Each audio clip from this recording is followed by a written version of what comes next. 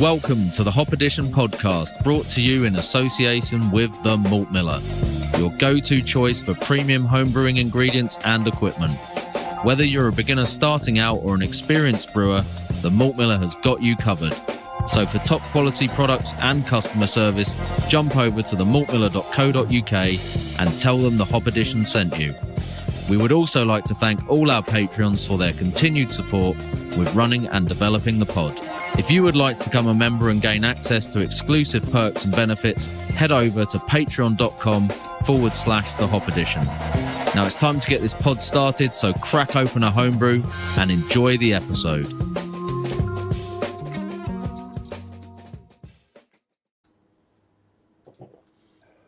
Hello everyone and welcome to episode 120 of the Hop Edition podcast, and tonight we're joined by Tom Ray of Bullhouse Brewing Co, Belfast's community-focused craft beer powerhouse, and we're going to be tasting some of their finest beers.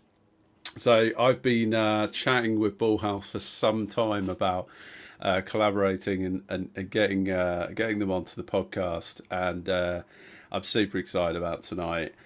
Expect some oohs and ahs as we start to enjoy some of Bullhouse's lineup beers, and we've been really lucky. Tom and the Bullhouse team have rustled up a nice drink-along pack of 8 beers, so we're going to be sampling those this evening. Tom's guidance on all the highlights and how they achieve the very highest quality of craft brewing. So if you know, you know. So hopefully some of you have purchased that drink-along box. It's been on sale at Brewhouse for a few weeks now, and we're going to be sharing that. We'll talk a bit about which beers we're going to be diving into later. But before we get to that, just a quick reminder, check out our partner sponsor, the Malt Miller, premier supplier of all things homebrew. And while you're there, don't forget to check out our dedicated Hop Edition recipe section, where you can find a range of beers that are featured on previous podcasts, some of our own creations, and some real stunners from our guests. So with all that said, a very long intro. Tom, it's great to have you with us. How are you doing?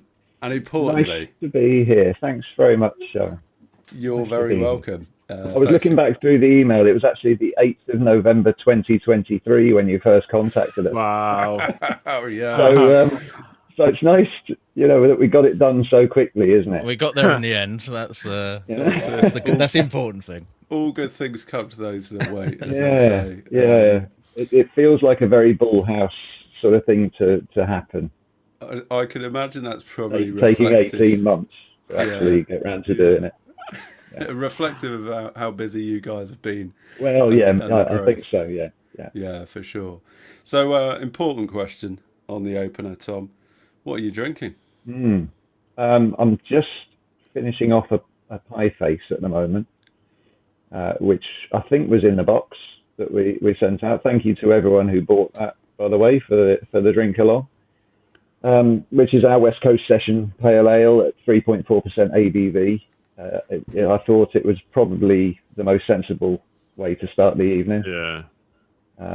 Let's get at least sort of half an hour or so of some lucidity before we disappear somewhere a bit crazy. Yeah, I'm glad you've got your expectations set well there, Tom. No, absolutely. I have to say, I've drunk the pie face already. I think that was the first beer actually that I drank out of the box, having known that we're, spoiler alert, we're not going to be drinking pie face tonight. So if you haven't drunk that, you're in for an absolute treat. It's a really, really nice beer and carries its weight for beguiles its ABV at 3.4%. I think. Yeah, it's a 3.4 duty dodger. Yeah, so there's quite a few beers that have gone to 3.4% over the last year or so, I suppose, when the duty rates changed to give a favourable rate. Below 3.5% ABV. So,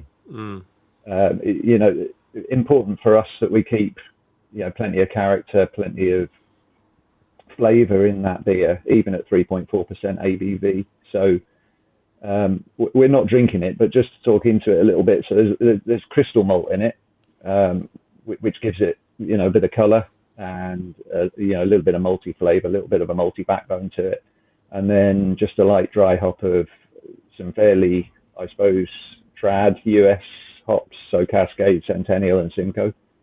Really keep the dank sort of piney flavour there. Give it a bit of character, even at 3.4% ABV. Don't want to go too much on a tangent already this early in the pod, but do you think it's harder doing a 3.4% sort of West Coast pale versus maybe like a session hazy where you can throw a bit more like adjuncts and stuff into it, or what do you think on that? I don't know, because we put everything into keg and can. We don't do any cask. There's plenty of beers at 3.4%, which you can get cask beer, which tastes fine at 3.4%. Yeah, absolutely. Dark milds or light bitters or whatever, it's fine. It's just when you start gassing it up and serving it really cold, you've got to get the flavour in there. You've got to build that into the recipe. So even with like a hazy at 3.4%, it's pretty difficult to get that the satisfying sort of mouthfeel to it, I suppose. Mm-hmm. And there's probably the danger that you could overcompensate with the hops, and lose a bit of balance in it as well. Yeah, so they are really hard to brew. Do you put sodium chloride in those kind of lower ABV beers to try and help with the bitterness? Sodium chloride. Yeah, salt. With the bitterness. Yeah. Cannon salt. Because it kind of that was something we'd found with the low ABV stuff, like the 2.7 or whatever we're brewing.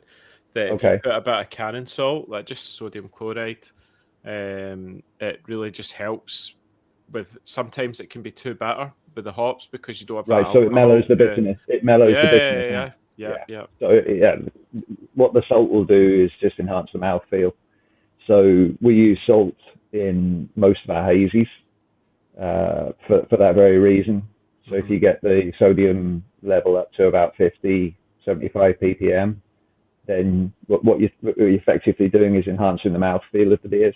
Now, we don't in pie face. We don't use it in pie face because it's more of a trad West Coast. But that's an interesting idea, is to enhance the mouthfeel a little bit with a bit of salt or something like that. We pay attention to the liquor treatment, obviously. Yep. But that's certainly a new one for me. Actually, using it in something like a West Coast pale ale, that would be an interesting one to try. Yeah. Cool. Wow. There you go. There's a little tip for you, Tom, from the... Thanks, guys. I'm glad I came. It was worth it. It was a bit of reverse coaching going on. And just to add, I think you touched on that whole balance thing. Like Pie Face was just like really nicely balanced Westy.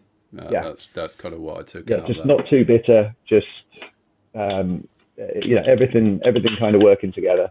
I'm going to go and get this beer now. Can we add it into the lineup? It's only 3.4%. Yeah, I mean, if you want to smash it, then why not? Gone in 2 gold. You might just have to delayed gratification. And it's all right. We can save it for the afters. Yeah. Road trip's going down pretty quick anyway. But on that note, let's tell people who have got the beers what the order is for this evening. So yeah, you crack on, Tricky. I did post it in the chat already, so you can see it there. But have road tripping coming up first, so we're kind of in ABV order here. So road tripping, the extra pale ale, and then we've got Suds at 4.5%, rolling papers after that one, and wrapping it up with a nice big dipper. Yadar at 8%. I think that was Andy's selection. He was like, he went purely on the name. Good shout. Which I thought was brilliant. Cool. So I think we've cracked straight into a road trip, haven't we? We have. Yeah. Or road tripping, as we should say. Sorry, that was a bad kind of dad joke coming in there. Yeah, good one. So yeah, I've been drinking it already. Do you want to just give us a quick rundown, Tom? Yeah, tell us a bit about what this beer is about. Yeah, I've just poured myself a can as well. So it's in a Smithwick's glass. to give you the full Irish experience. Not a road hard tripping. lager glass, no. No, I haven't got a hard lager. I haven't got a hard lager glass. The Smithwick's glass is really nice, actually. It's a good little glass. I use it quite a lot. Yeah, so road tripping is our session extra pale ale. It's 4% ABV. Fairly bright. We fine it in fermenter. We don't filter it, but we fine it just to drop most of the yeast and the protein out. So it's got a fairly clean kind of mouthfeel to it. Reasonable bitterness. Eldorado's the kettle hop in that one. I think we have a 60-minute charge, just a small one, just to give a little bit of a bitter character to the work, and then a decent hop stand at the end of the boil as well. It's pretty much all, I think it's pale ale malt and just a bag of wheat into it as well. So it's less than 5% wheat malt. So a fairly simple grist. Slightly heavier on the sulfate for the liquor treatment, maybe 200 ppm sulfate to 100 chloride, something like that. And it's and then you were saying earlier about the dry hop, so it's Eldorado and Citra in the dry hop as well. Like you say, the Citra really comes through. Yeah. So it's quite a dry, easy drinking, I suppose like a golden ale kind of style. More of an American slant to it. Really refreshing, very clean, easy drinking. Yeah, it definitely pulls you in, and you want to drink more, which is what you want in that style of beer, isn't it? Definitely. Yeah, I could have a session on that. Yeah. Like it's super easy drinking beer. 4%. It's not going to be like destroying your palate all night. No, it's fairly well balanced as well. I mean, the dry hops is quite restrained. I think it works out about 6 grams per litre of a dry hop. So, it's not massive in your face. It's just there to lend, the aroma and the flavour into the beer as well. So, it's not there to knock your head off. It's just there to sort of balance everything out. The aroma was fantastic on this straight out of the can. It was kind of like Citra smacked you in the face. But I really like the that kind of crisp, sort of more golden ale type mouthfeel and finish on it. Especially, in the current climate of craft beer where it's sort of everything's hazy and fairly murk orientated, shall we say. So it's nice to have something that's not old school, but you know what I mean? It's kind of like a little bit more like some of the nice crisper sort of craft beers that you would have had a little bit earlier on. So really nice and drinkable for sure, because that pint is basically just evaporated. Just evaporated, I know. Well, maybe there's a hole in the glass or something. It must be. Well, like I said, I need the newer glass, so that's the new one. Let's get out. I've noticed a strange phenomena with Tricky. Actually, if you put a beer in front of him, it seems to disappear. Strange. I don't know what's going on, mate. It's just evaporate. X-Files. Weird stuff. It works really well on keg and in cask, but I reckon it would work pretty well on cask as well. I think it would. Cask. I hate on cask as a term. I think it would work well from the cask as well. I think that would be an interesting one. We need to have a bit of a collaboration with a cask brewery, I think, and do some road tripping. Cask conditions. I think that would be really good. That's it, literally and metaphorically, perhaps. Who knows? So now we're all clear in terms of the lineup for tonight. Just tell us a bit about yourself and what you do at Bullhouse and your sort of journey in brewing and all of that good stuff. Okay. Well, I've been working in the industry, I suppose, for the best part of 30 years. And it all started back in 1994 when we were told at school that we had to go and do 2 weeks work experience. I don't know whether did you guys do work experience? Yeah. Cool. Yeah. Where did you go to? What did you do? I went to a shipbuilders. Right. Okay. Did you enjoy it? Because my dad worked there. Oh, okay. Nice one. That's not too bad. Yeah, that's pretty it was good. all right. It was pretty fun. Yeah. I went to a car insurance company and it was absolutely shit. The most boring 2 weeks of my life. Exactly. I think they put me in the post room as well, so I was literally just like throwing letters into boxes. Exactly. Licking stamps, yeah. Yeah, grim. So there was a big list of companies who were willing to take people on to do work experience for a couple of weeks, and they were all solicitors and estate agents.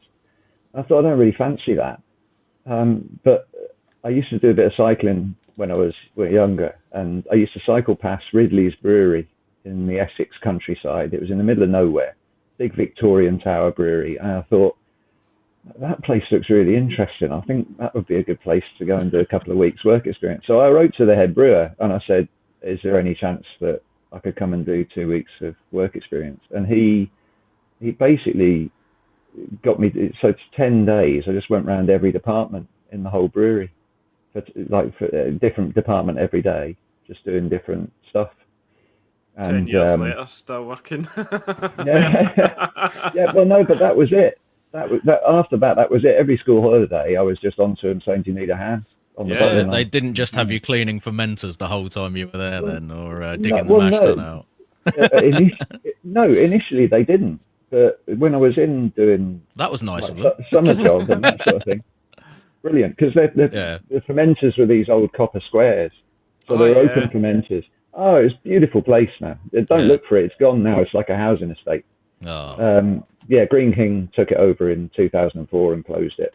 But a beautiful place to work. Really looked after their employees. Local community really was the hub of the area, you know. And they had 70 odd pubs in Essex as well. So everyone knew them. You know, it was really popular. So I sort of got the bug for it there, the romance of it, if you like, which I sort of think's missing a little bit these days because most breweries are on industrial estates, aren't they? So they're not particularly engaging places. Yeah. But just fell in love with the process and, you know, the feeling that you're making something with your hands that people enjoy is just a really nice feeling. And so I went off to Heriot-Watt. Did the degree in brewing and distilling. Came back to Ridley's after that. Worked in the quality department basically for a couple of years. There wasn't so many opportunities to get into the brewing team there, which was a shame. So I ended up going to I went to Mighty Oak first, and then to Crouch Vale, who they're two of the bigger. Well, now the Crouch Vale's the oldest brewery in Essex. You know, really well respected. Just won the Champion Beer of Britain last year with their Amarillo. Learned how to brew excellent cask beer, and really enjoyed it.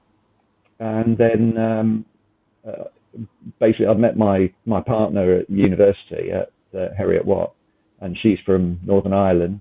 And one day she'd moved down to Essex with me, and one day she came in and said, "Well, I'm going to go back to Northern Ireland. It's up to you if you want to come with me or not." It's like, all right, okay.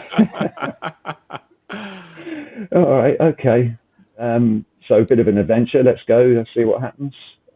Not really knowing much about the brewing industry in Northern Ireland, which in 2003 there was nothing, basically. But fell into a job at Diageo Guinness, who have a packaging plant in Belfast. So managed to stay in the industry, working in the quality team there, and went through a couple of roles with Guinness. Did a bit of innovation work, new product development, brewing in the pilot plant, which is now the Open Gate Brewery. They have like a little tap roomy sort of thing in St James's Gate. So working in there, that was really interesting stuff, and a little bit of work around their third-party operations. So the breweries all around the world that produce Guinness, just looking out for the quality side of things with that.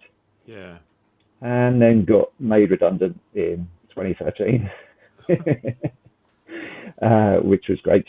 And yeah, and then sort of faffed around with a couple of jobs in 2014, and eventually sort of got hooked up with this guy called Conor McGreevy down in Warren Point, who was starting up a little microbrewery, and he wanted someone to come in and run it basically and do the brewing, and that was Mourne Mountains Brewery.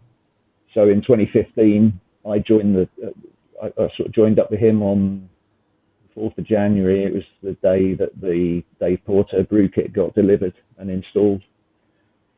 So I was responsible for getting all that installed and commissioned, and then developing all the recipes, and working with the guys to get the branding and all sorted out. So it was really exciting. 2015 onwards was just really exciting. So building a brewery from the ground up. It's pretty much that's prime craft beer boom sort of times, isn't it, as well? Absolutely, yeah, precisely, yeah. Which was the exciting part of it, because you were looking around at all these other guys that were sort of starting to gain a bit of momentum. Yep. And the future looked very bright indeed. So it was nice to be a part of that. And so I worked at Mourne for 6 years. Unfortunately, it's about 40 miles from here. So eventually the traveling to and from work every day got a little bit too much, really. So I took a bit of a sabbatical in the distilling industry, started making Irish whiskey down at Redemin Estate, which is a little bit closer to home.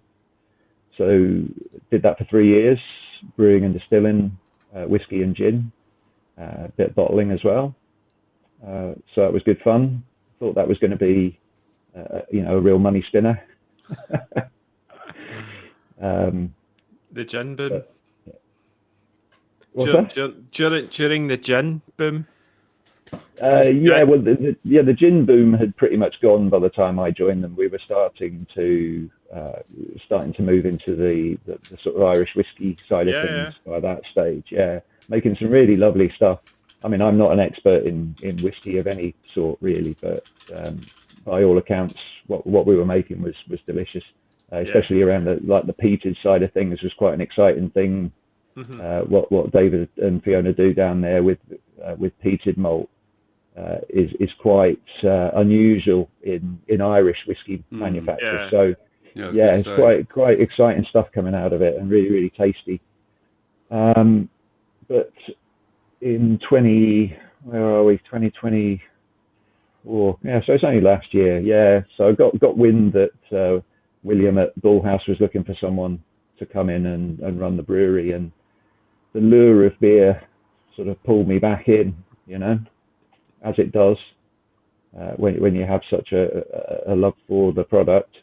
And to be honest, there was no one else I would really want to be working for, to be honest, because he's a great guy, fantastic company, and as you say, the beers are top notch. So I was really excited, applied for it, and really fortunate to have got it. So I've been there about a year now, just over a year. It's been good fun. Really, really great place to work. Excellent. Awesome.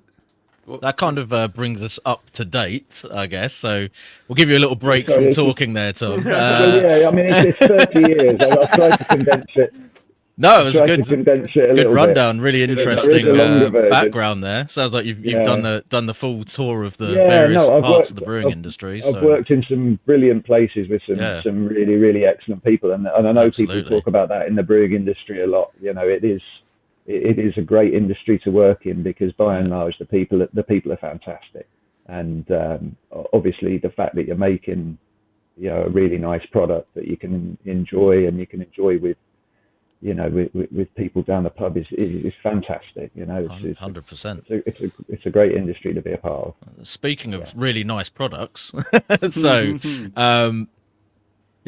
one of the reasons I think that we're all very keen to get you on the pod is we've done sort of drink-alongs and stuff, which have had a few of your beers incorporated into them, and Suds was one of them that we've had before, and I think this and Rolling Papers particularly we're all massive fans of. So this is the next one that we've got in the glass. It's a little bit of a change up from the previous beer, because as you can see, it's a little bit more of a hazy kind of session. ale. But it's absolutely delicious. I'm a massive fan of this beer. So do you want to just tell us a little bit? I know we're going to go into this one in a little bit more detail because you guys have been very kind to actually share the recipe with us for this one. And there were people on our Discord and Patreon members who were calling for this beforehand. So this is going to make quite a few people happy, including ourselves. I'm pleased to hear that. So do you want to tell us a little bit about Suds and give us a little bit of a rundown on the beer. Yeah, I suppose it's not a particularly exciting story with Suds, and there's no exciting story about the name or anything like that. I was chatting to it. Obviously predates me. We're working with a beer that's been on the Bullhouse list for 3 years or so now. Mm-hmm. So from what I gather, it's a name that sounds really good and suits the beer really well, and so that's how that came about. Just a nice, quick, simple, zappy sort of name. Is it soap suds? Like it's because it's quite frothy and it's got lots of it's like great head on it and stuff like that. Yeah, precisely. It really does suit it down to the ground, I think. And from a recipe point of view, from a beer sort of concept point of view, if you want to put a corporate head on it, it's quite a simple thing as well. It's a 4.5% hazy pale ale. So that you brew these things because they're in demand and they sell in volume. Yeah. So it's really important to have beers in that range in your portfolio all the time, because you're going to sell lots and lots of kegs of it, and hopefully you'll sell lots and lots of cans of it as well for people to enjoy at home. It's definitely the kind of beer I would like to. It's the one I like to have a big keg of and tap. Like that sort of mid 4% sort of hazy pales. Just it's ideal because you can have a few of them and you're not disabled. This is the sort of beer that after you've gone through that journey as a home brewer of making like these really massive, outrageous beers, which everyone goes through, you kind of settle back to like, actually what I really want to be drinking most of is a beer somewhere between 4 or 5% that has lots of flavour, and it's like that just hits the mark. Yeah, big bang for your buck on like of flavour and just tastiness. I think sometimes as well, it's still, we were talking about the challenge of getting the sort of balance and the flavour and the character of a beer right at 3.4%, and there's probably an argument that even at 4.5%, maybe you're not quite hitting the mark unless you've got your liquor treatments on point and you've got your grist just where you want it to be, just so that you're getting the mouthfeel and you're getting the sort of satisfaction out of drinking that beer that you expect of a beer, maybe at 5.5 or 6%. So they're still quite challenging to make, those sort of beers, because they can be a bit flabby if you don't get the balance right. And it's just nice that to have the sort of reaction that we do to Suds, because we know that people do really enjoy it. So it's good to know that we're on the right lines with it, definitely.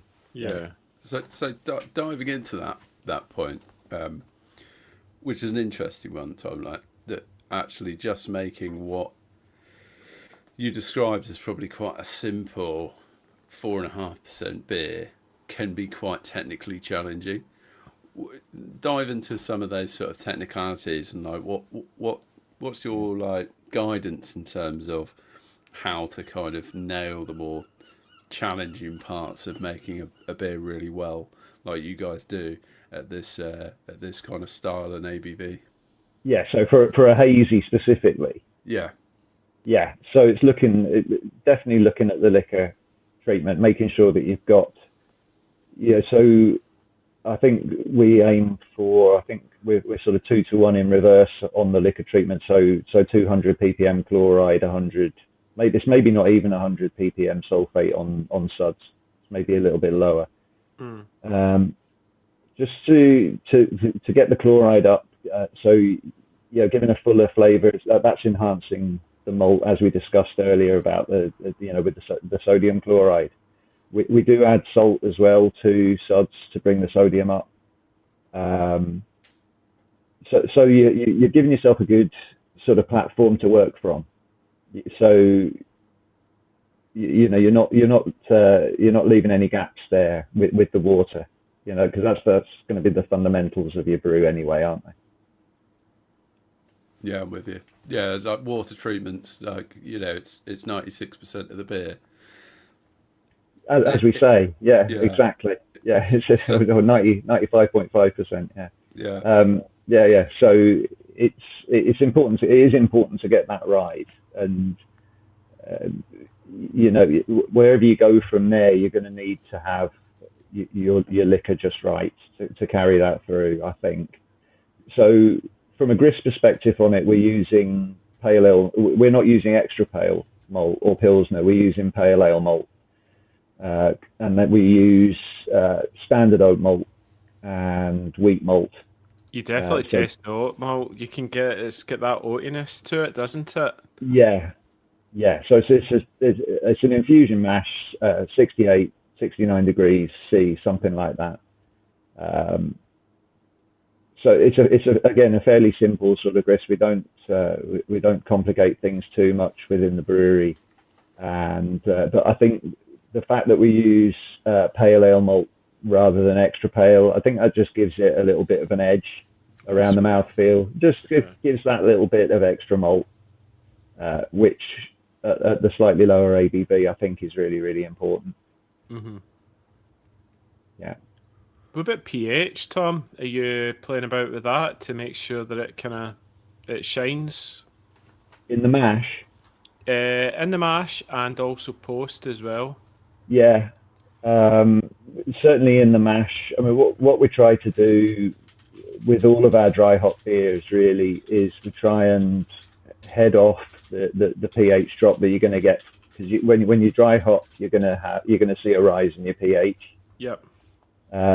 We don't want to have too much of a rise, so we try and head that off a little bit earlier with the mash. So we would use a bit of lactic acid as well, just on top of the salts that we're adding in the mash, just to try and bring the pH. So we're looking at a mash pH of somewhere, I suppose 5.1 to 5.4, somewhere like that. Usually target somewhere around 5.2, 5.3. Yeah. Yeah. And so then when you come to your post at the end of your boil, you're somewhere around the 5.05, 5.1, somewhere like that. So it's a little bit lower than what you would normally target. But what that means is that by the time the yeast's done its job during the fermentation, the primary fermentation, when the dry hop goes in, you're already working at a lower base. So you're always going to come in on a good target pH for your final beer. Yeah. Do you tend to favour, and this is something I've been experimenting with my brewing, is favouring like a lower pH, kind of targeting 5.2 for kind of hoppy, hazy beers, or predominantly hoppier beers, and like a slightly higher mash pH for maltier beers or potentially darker beers. Yeah, well, that's interesting. Yeah, because I mean, because you're going to get the natural pH drop with the darker malts anyway. Roasted barley and that sort of thing is going to naturally, they're acidic, aren't they? So they're going to bring your pH down anyway. So you've got that's why it's important to look at every brew that you're doing, at every recipe that you're looking at, because your liquor treatment is going to have to be different depending on what you're putting into the mash tun, essentially. Yeah. So I mean, I think what I'm saying is from a dry hop, if we're doing dry hop beers, if there's going to be a sizable dry hop going into the fermenter, then we're going to be wanting to target slightly lower coming out of the mash tun, just to set us up further down the line to be in a better place. Yeah. Tom, would you add lactic during fermentation or anything like that, just to try and maybe get the pH in the right place when it comes to packaging, or you just drive it straight from the mash tun? No, yeah, you're driving it with the process. Yeah, Yeah. You're driving it. You're just working it through from the process. It seems a bit risky to me to be adding lactic acid to a fermenter. Yeah. So Yeah, you're it's thinking, very easy to overcook it. I mean, Yeah. lactic's not too bad. You know, if you're starting to maybe use different Phosphoric. types of acid. Yeah. Then it's very easy to overcook it. You just end up with a sour. with a hazy. sour. Yeah. So there's a few Maybe. people interested in the chat just in terms of how many stages are you checking pH throughout the brewing process, and also what the pH of the beer is post dry hop if you do check it at that point. Yeah. Oh, absolutely. Yeah. I mean, we're checking it all the way through. So, I mean, I don't know how many pH checks we would do on a given brew, but you're checking your mash pH at the start and the end of the mash. You're checking your pH during the runoff, all the way through. Certainly start, middle, and end, to make sure that you're not letting your lash runnings creep up too far. Dragging through any astringency from the grains or anything like that. You're definitely checking it post boil, because that's your last opportunity to do any adjustment. If you are going to add in a bit of acid, it's probably your last sort of chance that you're going to be able to do it. And then, daily in the ferment, it's with your gravity reading, it's keeping an eye on it, making sure the yeast is doing exactly what you want it to do, make sure it's on its usual trajectories, and nothing strange is happening, which has been known. So you're checking it all the way through, and then your final beer target is probably what you've got in mind all the way through, and that's what you build your process around. So if your final beer, you certainly want it to be below 4.5, and we would certainly target to be a little bit lower than that again, probably 4.2, 4.3, something like that. So as long as your pH at the end of primary is 3.9 to 4.1, you're probably going to be well within that sort of territory, and that's ideal. But you pull in these samples anyway. You don't need a huge sample to do a pH test. It's easy enough to kind of keep an eye on that sort of thing, and it's definitely, along with gravity and your temperature, critical things that you've got to be looking out for on at least a daily basis, really, all the way through. Yeah. I guess that's more just the case of checking everything's going to plan rather than looking to intervene necessarily. Well, absolutely. And sometimes there's not a huge amount you can do about it, and certainly on a homebrew scale, if you were, experimenting with different techniques or whatever, different ingredients in your recipe or whatever, it's good to have that data to hand anyway, isn't it? To look back on it at a later date and say, so to brew, you can go, okay, I need to target a lower pH in the mash to get that final. Don't pH really understand why did the pH behave like that? I know, it's really weird. Why did it drop that quickly? Day 2 to 3 it's dropped really far. Why is that? It's a bit strange. Can we look at why that is, and we can make a decision on the beer later on. Do we tip it, or do we blend it, or do we do something with it? But can we look at the next brew and work out exactly what went wrong, what went right? And if you have that data there, then it's a lot easier to make that decision. Sure. And it's interesting because I think like my journey in adjusting pH, similarly to what you're thinking of in terms of like make sure we get the pH targeting kind of slightly lower in the range upstream at the mash point, is my experience as I've learnt the hard way in the fact that if you let your pH creep too high, when you come around to then dry hopping, you can start getting a lot of like unwanted bitterness, even though you're targeting like a low bitterness hazy beer, depending on I think your kind of hop choices. But I think I've only picked up like humalone and like polyphenol type interactions, which I've put down to pH, and actually since I've started targeting lower pH in the mash, I seem to be having better success with eliminating that weird bitterness. Okay, and your sparge as well, Owen. Yeah. Yeah. that's the key really, because you're looking at what are you going to be dragging through at the end of the match. Being really hyper focused on those last runnings, making sure that the gravity doesn't drop too far, and go side by side with that is a higher pH. So if it starts to run above 5.6, 5.7, 5.8, then what you're probably going to be dragging through some tannin, some sort of astringent character coming through then from the grains, just purely through oversparging, as it were. So it's really critical just to sort of keep an eye on that and get a handle on it.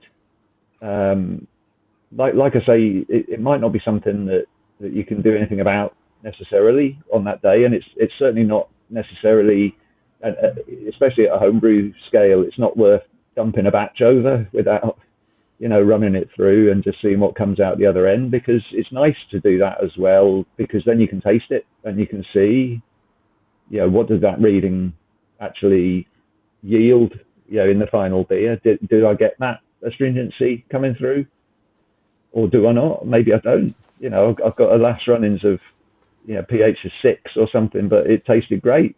Yeah.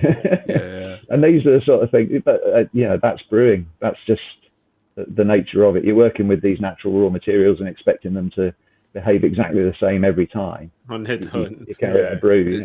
It's art versus science, isn't it? It doesn't always work like that. Yeah. For whatever reason, it doesn't always work like that. But, so one more technical question from me, and maybe then we can move on to talking a bit about the other elements of the recipe, because we're still talking about water. Water rabbit hole. We've gone down the water rabbit hole. Do you treat your sparge water?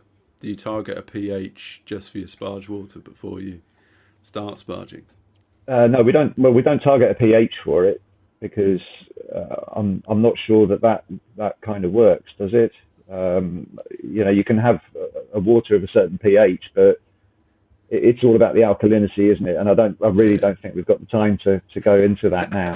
But what we do, so what we do though is we do, and again, it's simple. There's so many online calculators, and I know people say some of them are better than others, but you can certainly find the one that you trust the most, just from a bit of experimentation, and that can tell you how much lactic or phosphoric or whatever AMS or whatever acid you need to add into your sparge water. But for anything, particularly around hazy beers and pale beers, like road tripping and even pie face, really.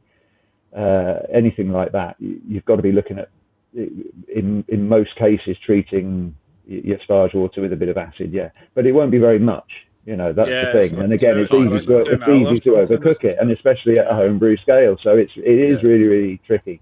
But so you've got to pay attention to it. But it's definitely a worthwhile exercise, I would say. And I would say that if you don't do that already, then you will definitely see an improvement in the quality of the beer that comes out at the far end when you try it. Nice. And just to put to context, like and Andy and Tricky can validate this. When I acidify my sparge water, which I target a pH of 5.5, whether that's right or wrong, I normally have to put in about 0.3 of a mil of phosphoric acid. So it's a very, very small amount. Hard to make. It is. Shaky hands. You need a very small syringe to measure that accurately. But it's nasty stuff as well. You've got to be very careful. You've got to look after your health and safety. You get some goggles on and some gloves on, because it is not pleasant stuff to have. No, I've had a phosphoric burn in the past, and it's not that much fun. It was Adam Makes Beer podcast we had.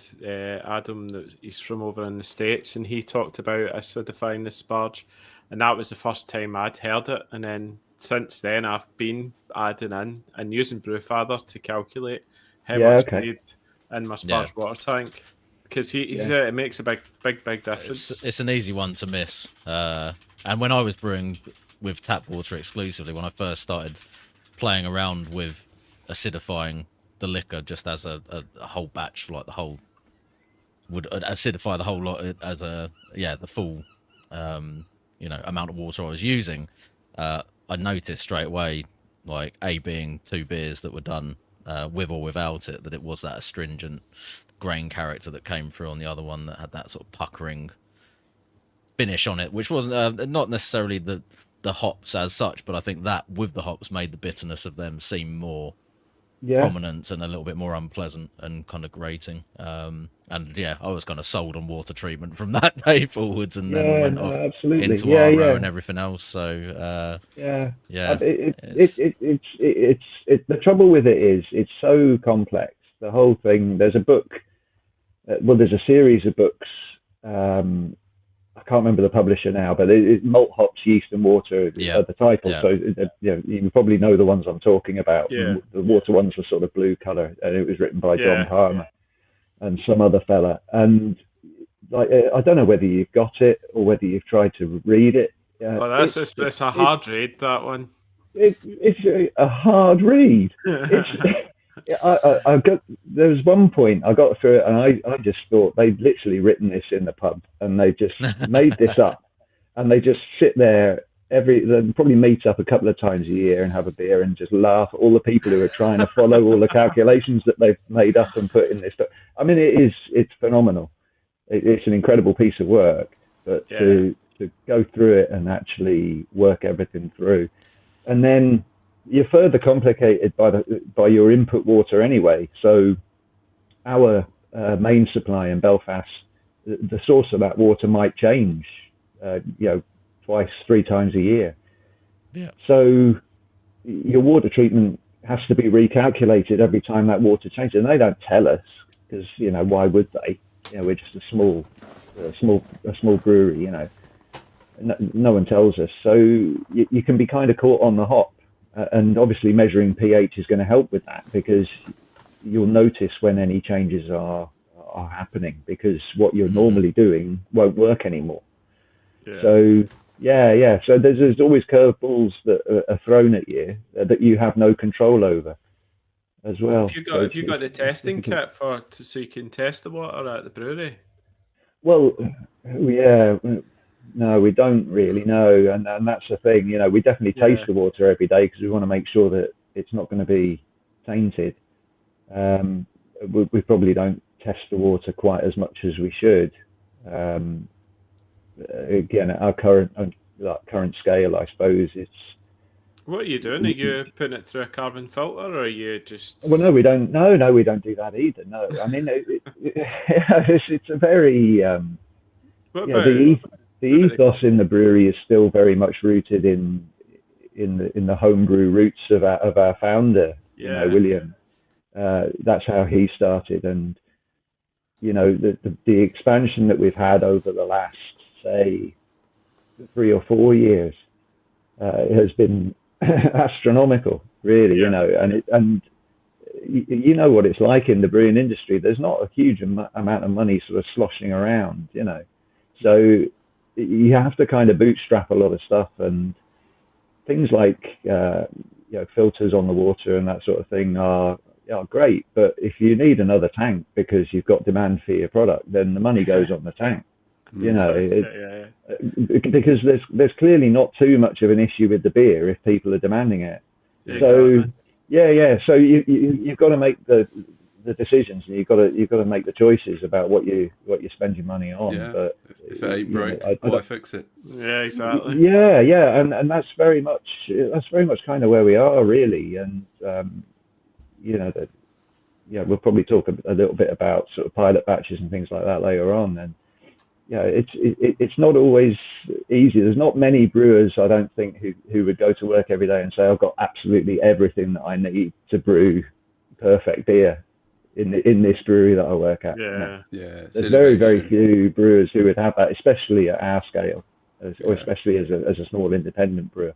It's got to solve the problem, innovate, all that good stuff.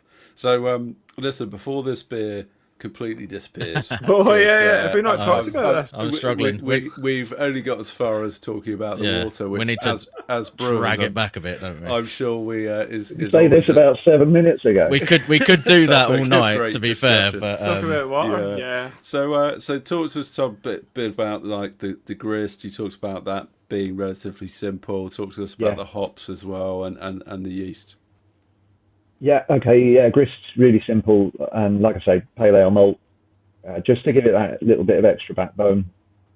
Not too concerned about the colour at 4.5% ABV. You know, it's nice to have the extra pale malt or the Pilsner malt in there to give you that really pale colour. It looks great, but at 4.5% ABV, we don't think it's a huge differential, really. I think it still looks really, really good the way it is. And you get that sort of malty backbone to it as well. Standard oat malt we don't use flaked or torrefied oats, so you probably get a bit of flavour off of the malted oats as well. But we're looking for the beta glucans really for the mouthfeel. Try and keep them in, mashing nice and high to keep them in solution as well. Wheat malt.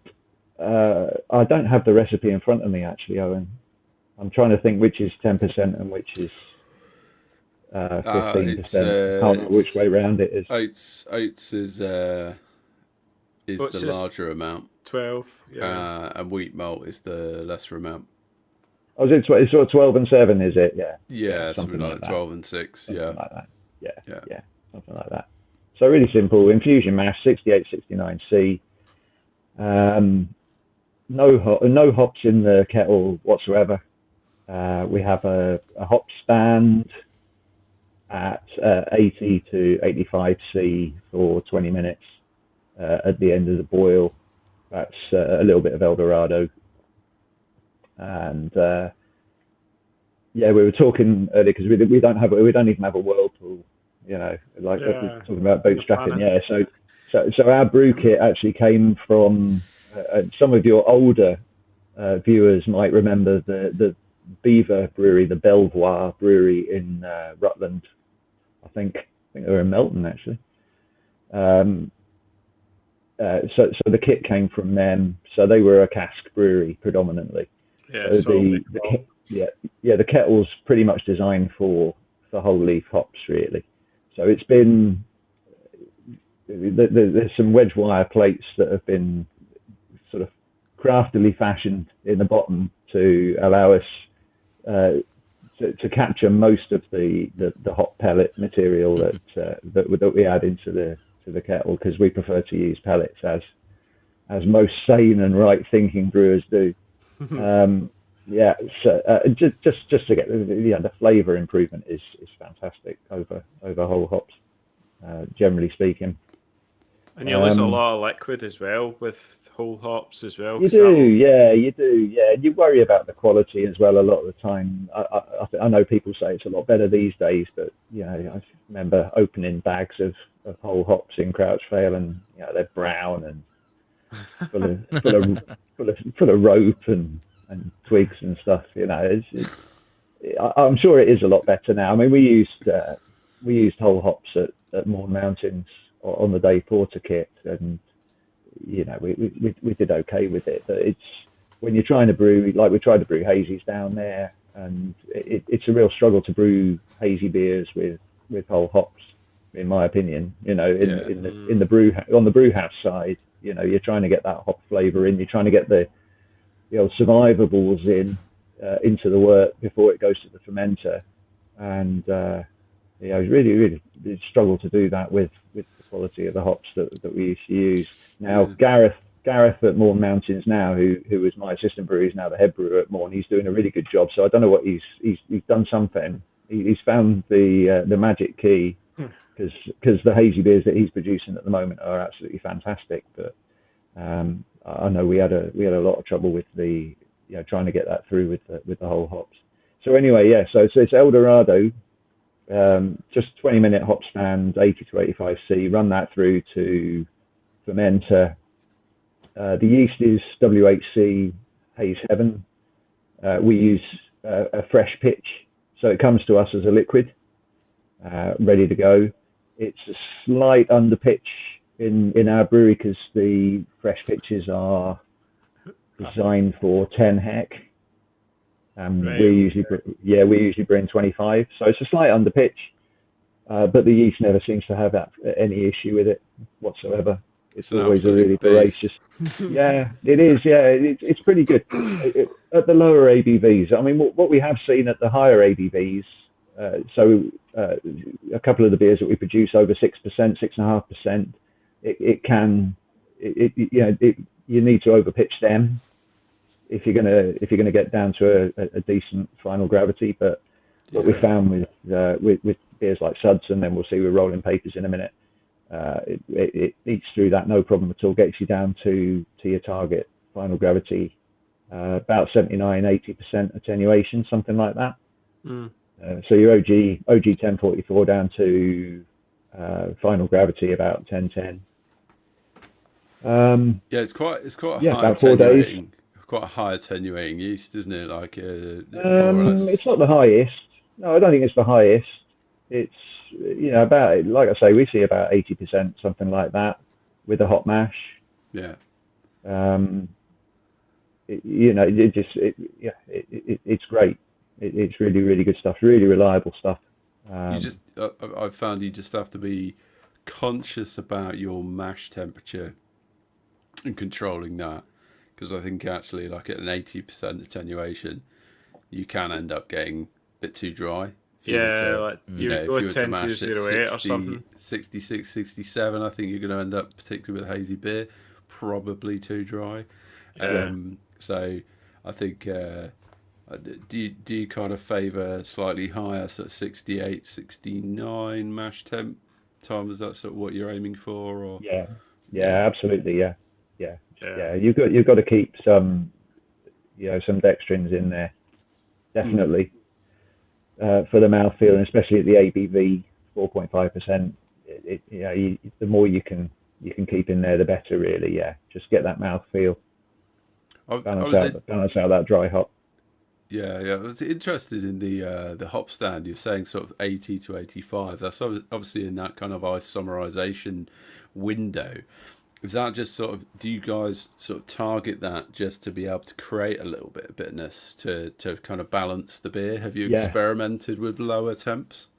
Well, no. I mean, it's back to working with the equipment that you have. Yeah. So, we've established that our kettle is probably not the best kettle for working with hot pellets, So we're a little bit limited in how much we can put in. So we'd like to put in more on the hot side, but as you see in the recipe, it works out about 1.2 grams per litre, something like that. It's kind of, it's probably on the low end of where we could be, but we can't really put much more than about 4 or 5 kilos of hot material into the kettle. Got you. So the dry hop is really doing the heavy lifting on the hop side of things, on most of our hazy beers. So it's I suppose it's what were you how did you put it, Owen? What were you looking for? It was about the isomerization and the balance. Yeah, of the bitterness. Yeah. Well, so I mean, you need a bit of bitterness in the beer anyway. Yeah. You're gonna need a few BUs in there, just purely from a sort of food safety point of view, for a start, I suppose, just to keep any road bugs at bay. So it's good to have a little bit of isomerization coming through. I don't think 80 to 85 you're going to get a huge amount. And especially with the amount of hops that we're putting in on the current setup, it's not a huge deal. Like I say, I'd like to have a bit more in there just from a sort of hot side, hop character, hop oil point of view. I would love to have that, and when we do get our whirlpool, it's going to be great. Eventually we will get our whirlpool, and there'll be a lot more hop material going in on the hot side, because I'm a big fan of hot side hopping. So, But I think, where we are with, I don't know whether, I think we did have some beers analysed for bitterness. The IBU test doesn't really work very well with hazy beers. I think we've established.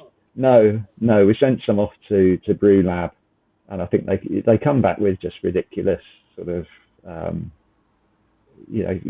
enormous IBUs. Because the bitterness test picks up the humulinones. Yeah. I've only had a beer and a half. Humulinones. It's what comes in with the dry hop. Yeah. Yeah. So I don't know whether they have a perceived bitterness in taste, but they can be picked up by when you're doing the traditional isooctane extraction test for bitterness in the lab. They can be picked up and they're seen as isoalpha acids, basically. It tastes like a kind of 30 IBU type bitterness, but like when you look at it's like 10 IBUs or something like that. Yeah, you're kind of wondering where that's coming from when you look at the recipe as it works in Brewfather anyway. But oh right, yes, okay, so it's kind of worked out a bitterness unit as well. Yeah, that's really strange. The theoretical, bitterness. Yeah, from the okay, which that's is interesting, isn't it? But then I guess that the IBUs of Brewfather are six IBUs. Yeah.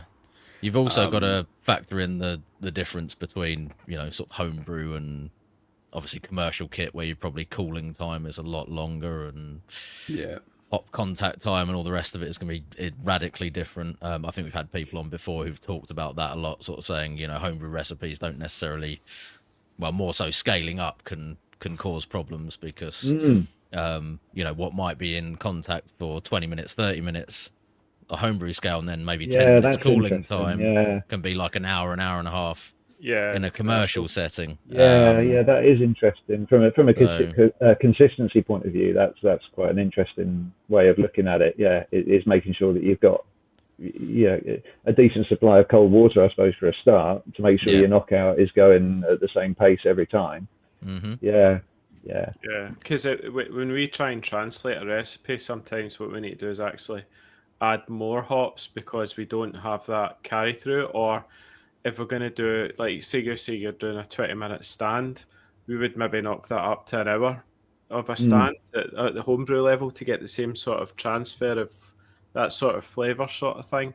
Definitely an hour hop stand, if it's just that's the only ones that are going in the kettle, seems to make a big difference. Yeah, that's interesting, and I guess like because I've taken the recipe that Tom shared, which is broadly not so much the commercial recipe, but the framework of based on percentages, and scaled it down to homebrew.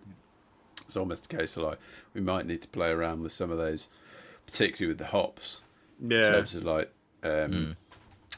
1.2. I would normally do temperatures, 20% addition, times, all of that sort of stuff.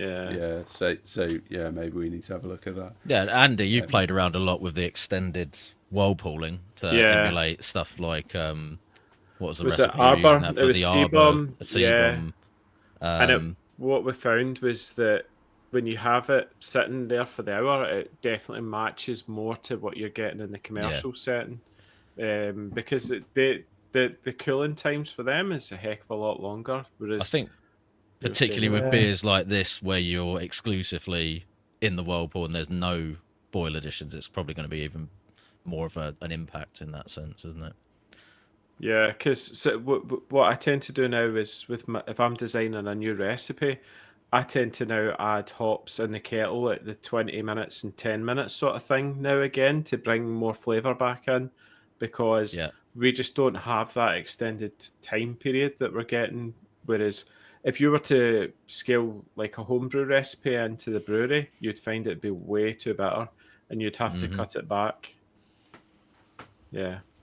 Just coming back to the actual hop choices in this one, I think like Eldorado was that's in both of the beers we've had so far. It's a big favourite. I mean, it's a good contract. I really like. I do really like Eldorado. I've used it a fair bit myself as well. But I think it can be one that's a little bit underappreciated sometimes, because I think it's one of those where you read the description and people might sort of, especially from the homebrew perspective, kind of go and stick it into like a single hop beer or something like that and kind of find it maybe a little bit underwhelming. It's not quite a a Citra or a Mosaic in isolation.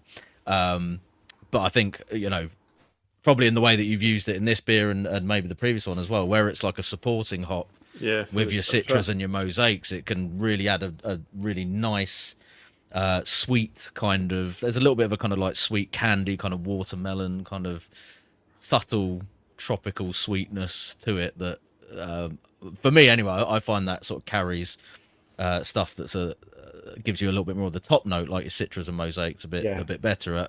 I don't know if that's the what you guys sort of find from using it, Tom, but and I think it's got a nice, I'm a big fan of hops that actually have a hoppy character to them, rather than stone fruit, up the wazoo, or big massive sort of blueberry or tropical notes, which are great, as a sort of, I suppose when they're paired up with other hops, but on their own, I like to have a hoppy character. I'm a big fan of New Zealand hops because of that. Because what I find with like Motueka and Riwaka and even Nectaron to a degree, we got some Nectaron in the brewery there yesterday, which smelled incredible. It had a really lovely sort of dank hoppy note to it. You could smell all the fruitiness off it as well, but you knew that they were hops. I don't know, it's hard to explain it, but and I think with this beer, I think you get that. I think the El Dorado helps with that, and then we've got Idaho 7 in the dry hop as well. And I think I love Idaho 7. I think is superb. But I just think it has, for me, it just has that really lovely hoppy. I don't know whether it's humulene, whether it's high in humulene or not. I'm not sure. I don't really read all of the. It's a good hoppy hop. It's a strong hop, Good hoppy hop. But it's got those notes to it, but it just has this sort of hoppiness that kind of grounds you back. It's like, right, I'm not drinking juice here, I'm drinking beer. And I know that because I've got this beautiful sort of hoppy flavor coming through, and it's ever so subtle, because at the same time that we're adding the Idaho 7 in the dry hop, we're chucking in like 5 kilos of Citra Cryo as well. So that's going to take over everything, basically. Yeah, it does. Certainly from a top note point of view, that's going to take over everything. But underneath, what I want is, and that's why I say I like hop side hopping more than I do dry hopping. I'm a big fan of dry hop beers, but I like having that real hoppiness, that real sort of undercurrent of hop character, which you only really get from dumping it into the whirlpool, really, I think. But I think the Idaho 7 on this beer, like I say, with the restrictions that we have on our kit, I think the Idaho 7, I think it's the Idaho 7 anyway, that kind of brings that along and does that job for us. Nice. It's good stuff. Yeah, I really do. So that's around day 4. Yeah, that's around day 4 of fermentation. It might be day 3. It depends how well the Haze Heaven's getting along during the primary fermentation. Just goes in at primary fermentation temperature, 21 to 23 degrees C, somewhere along those lines.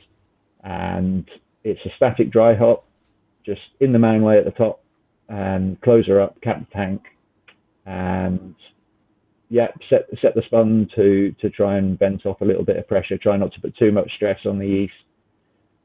Try and keep things around sort of 1.5 bar, I suppose, max, somewhere like that, for a couple of days, and roll with the hop creep.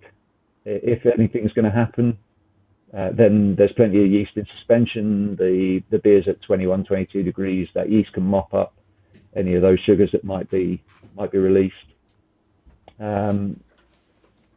Quick check on the diacetyl before we chill. It's usually a couple of days, and we're good.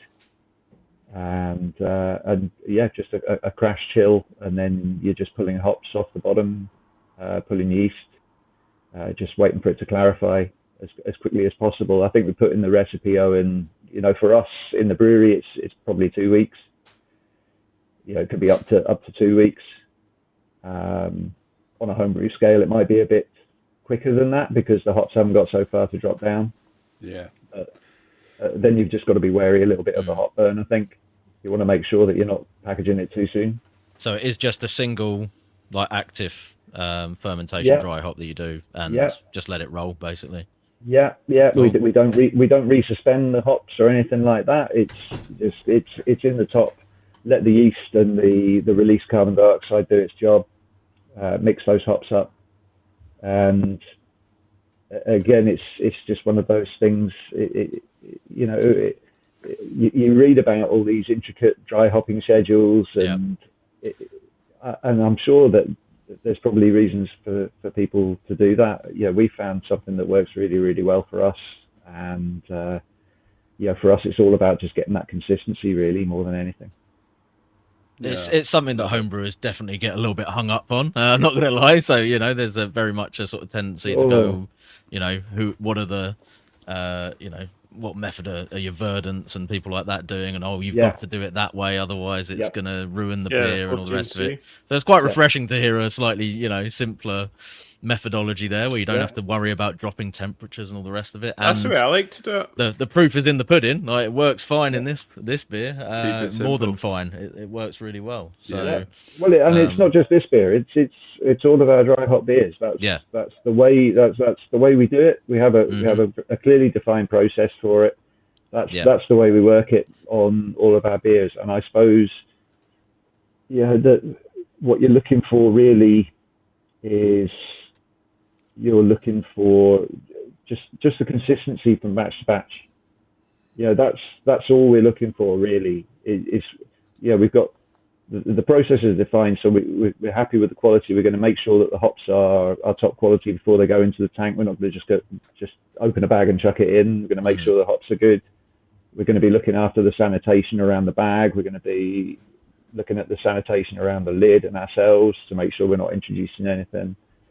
Doing everything the right way, and just making sure then that we're getting the consistency from batch to batch, because that's what's important to us from a commercial point of view at the moment. That's what's important to us. Yeah, particularly a lot of, we talked the other night, didn't we, Tom, when we were doing some planning and met for the first time face to face, for online.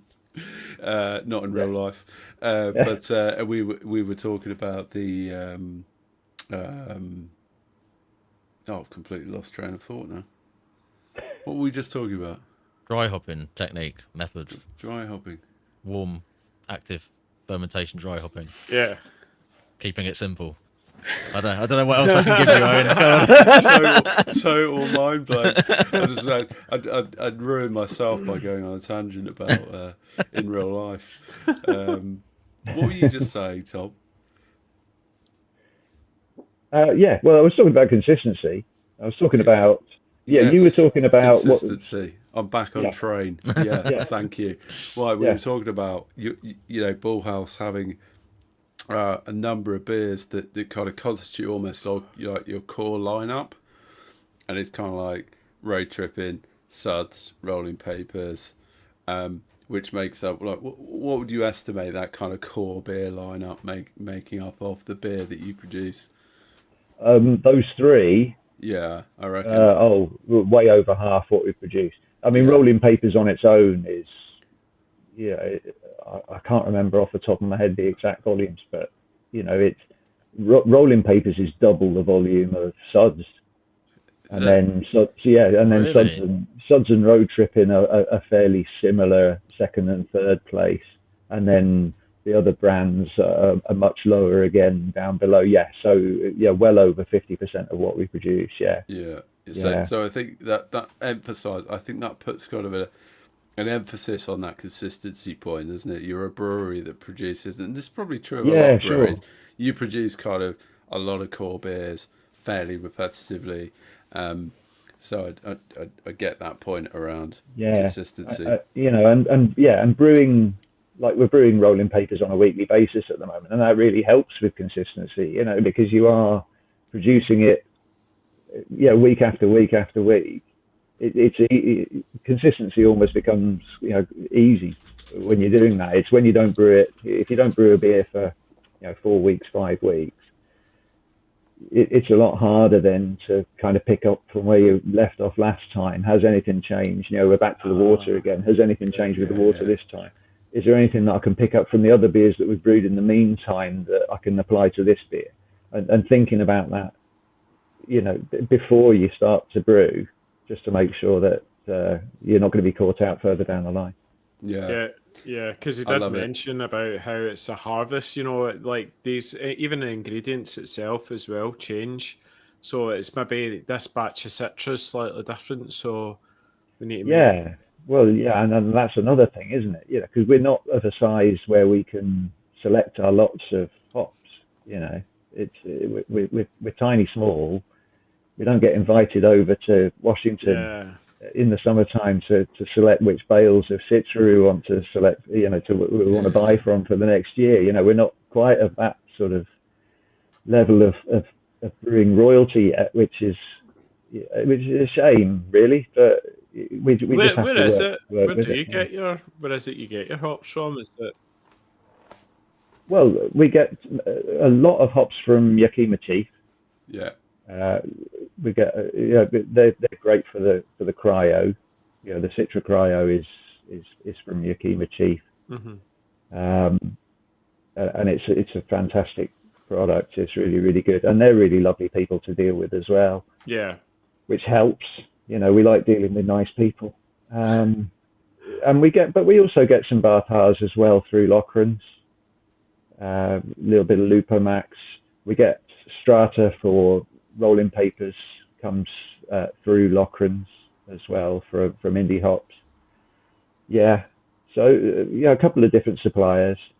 A couple of people have asked in the comments about advanced hop products. So you've mentioned like Lupomax. Do you use any of the liquid stuff at all? Incognito or Spectrum or anything like that? Yeah. So we were talking on Wednesday about how you asked about, what do we do around product development and innovation and pilot brews and things like that. So I was saying that basically we don't do any. Yeah, you've got a grainfather in the corner that's got a lot of dust on it. We've got a dusty old grainfather in the corner which still has a New Zealand plug on it because our sales manager Brent brought it with him when he moved over to Ireland from New Zealand.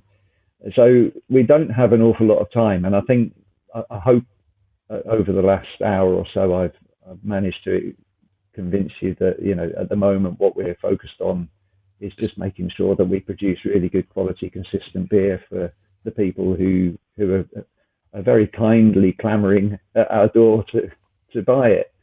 We understand we're in a really, really privileged position at the moment in the UK and Ireland brewing industry. It's not a very pretty picture at the moment, and to have people buying your beer in the quantities that we're having to produce it is quite humbling, really. So we admittedly we don't have a huge amount of time to look at product development. But what I was saying on Wednesday, and I suppose the way we approach it, just from our own point of view, is just looking at what we produce already and using the experience that we have, because there's decades of experience in the team.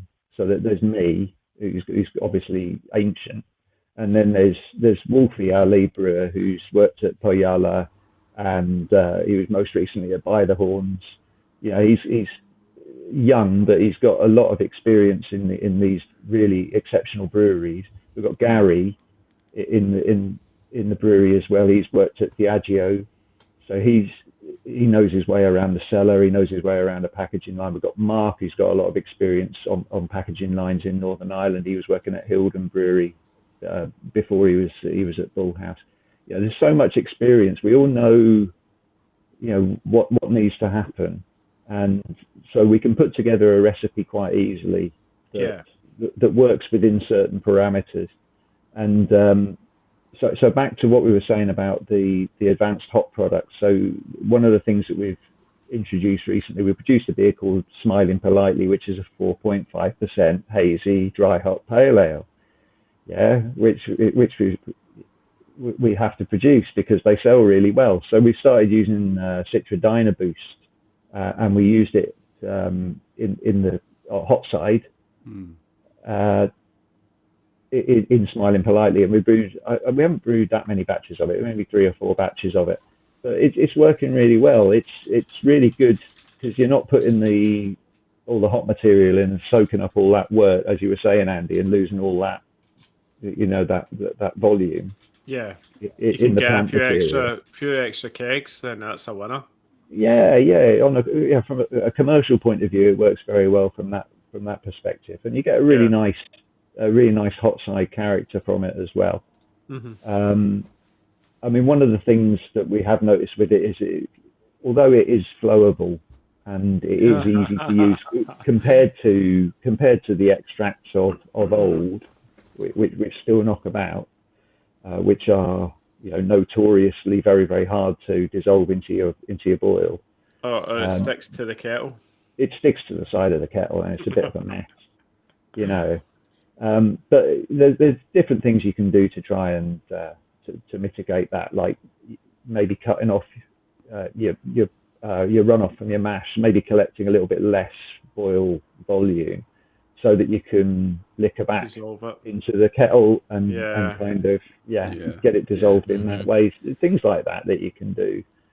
And we've also used a bit of Hyper Boost as well, which is the other Yakima Chief flowable product, which is, I think it's more designed for cold side. So we've used it as these. Chucky, have you heard of these before? These are all new names, the Dynaboost. Well, they're maybe not. They're the Yakima Chief equivalents to Incognito and Spectrum, I believe. Yeah, okay. Yeah. I don't know whether they do much marketing to homebrew guys. It's not. It's not in homebrew package sizes at all, as far as I'm aware at the moment. Maybe that's why. Also, because obviously we do a lot of stuff through or via the malt miller.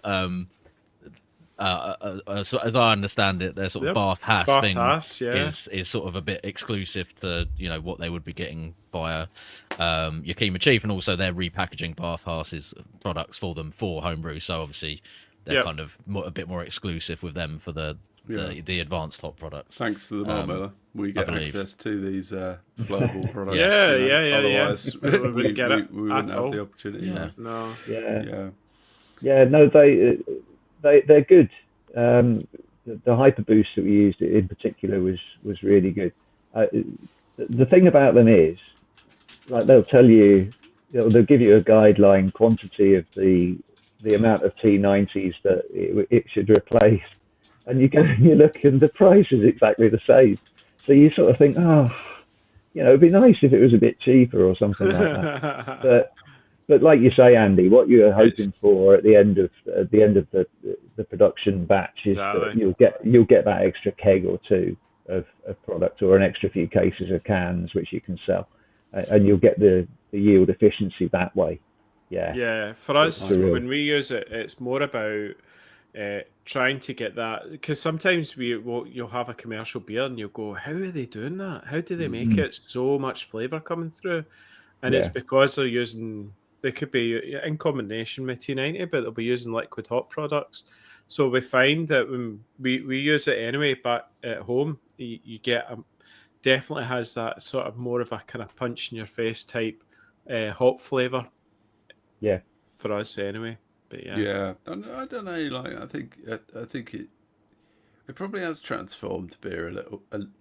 I wouldn't go as far as to use the word transformed. I think it's probably I don't think I would either. Beer a little bit.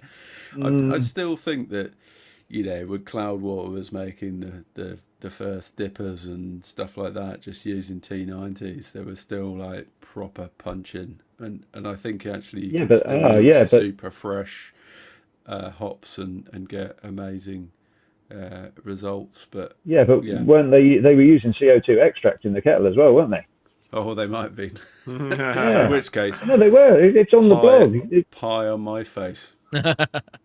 No, but no, I didn't mean it like that. I'm just saying that they probably were using some sort of product as well, and It must have been. you know, yeah, Paul did the whole blog about the development of the dippers, didn't he? The versions, the first couple of versions, because I remember reading it. That's right. Working at Morn and thinking, oh Christ, this is what we need to do, brilliant. It's like, and then thinking, well, how am I going to do that on a Dave Porter kit? 20 grams per litre. That was well, that as well. Yeah, that didn't. That didn't 25 grams per litre in the dry hop. Yeah, with a massive tank to absorb the lossage. Cheers. I mean, it was a paradigm shift in the craft beer scene at the time, wasn't it, when they sort of started releasing those, and everyone was just like, "What?" It was wild. But I'm keen to just move the conversation on, because I think we've all, if we haven't, we're all fairly deep into rolling papers, into rolling papers. Beautiful. Right. Look, can I stop you for a minute, because I haven't got a beer in front of me, and I need. Yeah, of course. Do it. Is that all right? Yeah, go grab yourself a beer. Yeah, we'll talk a bit about our perception. I mean, the artwork suggests dankness. Yeah, I would say that. There's definitely a theme there with the name and the artwork. And I mean, I believe it's mostly, if not all, mosaic in this beer. I think Tom mentioned Strata. But well, that would add even more dank to it if it was. But it's interesting that some of the people in the chat are mentioning coconut. On this? Yeah, on the nose. On the nose. I mean, I'm getting a pretty dank nose on the beer. It's creamy. We were just saying about the hops on this, Tom. So is it? I mean, at one point, was it all mosaic, or is it still all mosaic, or is it something else, or on rolling papers? Yeah. Ooh, interesting. Or was it, you mentioned Strata? Or did you say Strata before? Yeah. Strata. Keep guessing, boys. Simcoe? Yeah, we've got all night. We've got all night. Let's just list them all out. A to Z. It's Strata, Citrocryo, and Talus. Oh wow! So there's no mosaic in it more. A mosaic in that. Was that there was a point where it was mosaic? Surely, I'm sure. I swear, at one point you had mosaic in this beer. Could be. It must predate my arrival. Oh, okay. Well, anyway, we've swapped that out for some other dank hops. So who was it? Yeah. Someone says coconut in the chat. Was it? Well, that could be a Talus in there, couldn't it? Yeah. What was could be, couldn't it? There is Neo Mexicanus. Yeah, the third hop Jill was Talus. Talus is great, isn't it? I'm a big fan of Talus. I like Talus, yeah. And the problem with it is you can't more get so it. Than Sabro. Sabro's what I go for. Yeah, Sabro's just a bit too sunscreen for me. Talus is more like pink grapefruit, and weirdly I tend to get sometimes get like a sage kind of vibe off. Yeah, Talus. We've got a herbal off. Yeah, like a little bit definitely. herbaceous, quite herbaceous. It's got that hoppiness. I was going to say, for your hoppy hops, this is a good shout, isn't it? It's another one of those. Like I say, for me, it's hoppy, and that's I do like Talus as well. I've used it in sort of quite a few West Coast style beers as well, and I think it works quite well there too, for a similar reason, because that dank sort of hoppiness. Hoppiness. What a better word. I mean, it's an amazing smelling beer, Tom. Like, kudos to you and the team. It's got that drinkability again. It's got an amazing aroma. It really does, doesn't it? Yeah, it pulls you back in, and it dries your mouth and just. Yeah, it's interesting. It's got the hazy, sort of creamy, oaty kind of fullness to it. But then the West Coast also really kind of clean on the palate at the same time. Yeah. I think a lot of that is down to the yeast. It's all I can really put it down to. I think it's the Haze Heaven yeast. It just seems to work wonders in these beers. Right, I need Like to you get it. say, it's just so soft, so soft, so clean, and yeah, just wonderful stuff. I mean, what are you guys getting on this beer? Like on the aroma you getting?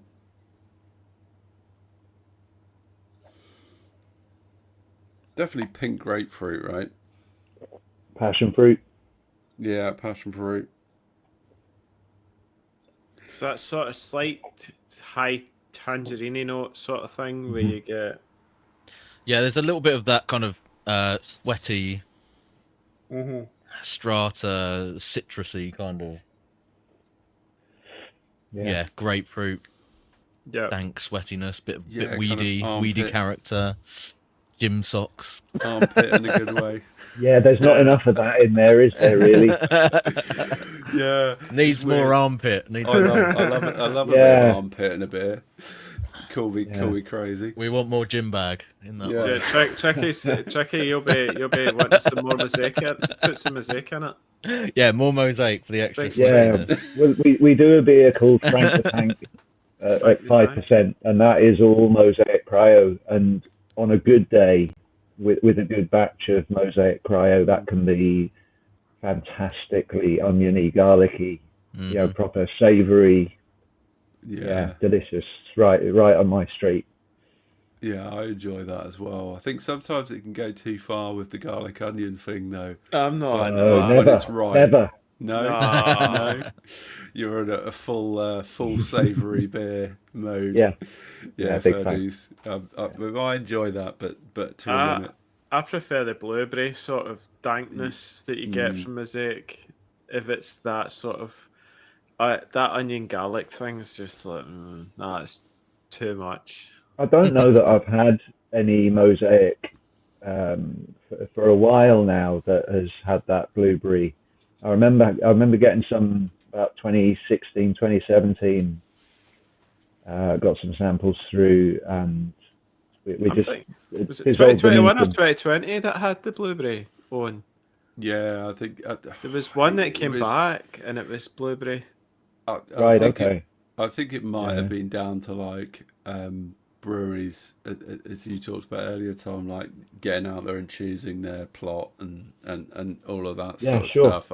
I think the whole blueberry thing from Mosaic is like almost as legendary as the fruit salad from Galaxy. You know, it's it was amazing when it happened, but it's not been. I'm sure.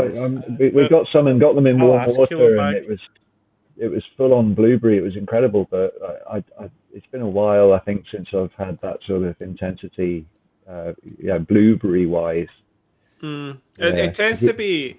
It's not like the dominating thing. It tends to be like you breathe out afterwards, and you can taste that blueberry off it, sort of thing, isn't it? Yeah.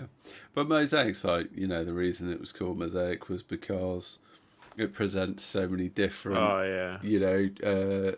perceptions, and I think it's a very cleverly named and marketed hop, because it is, it can vary from dank through to blueberry and pineapple and whatever. So it's anyone's guess what you're going to get when you open a bag of Mosaic, in my opinion.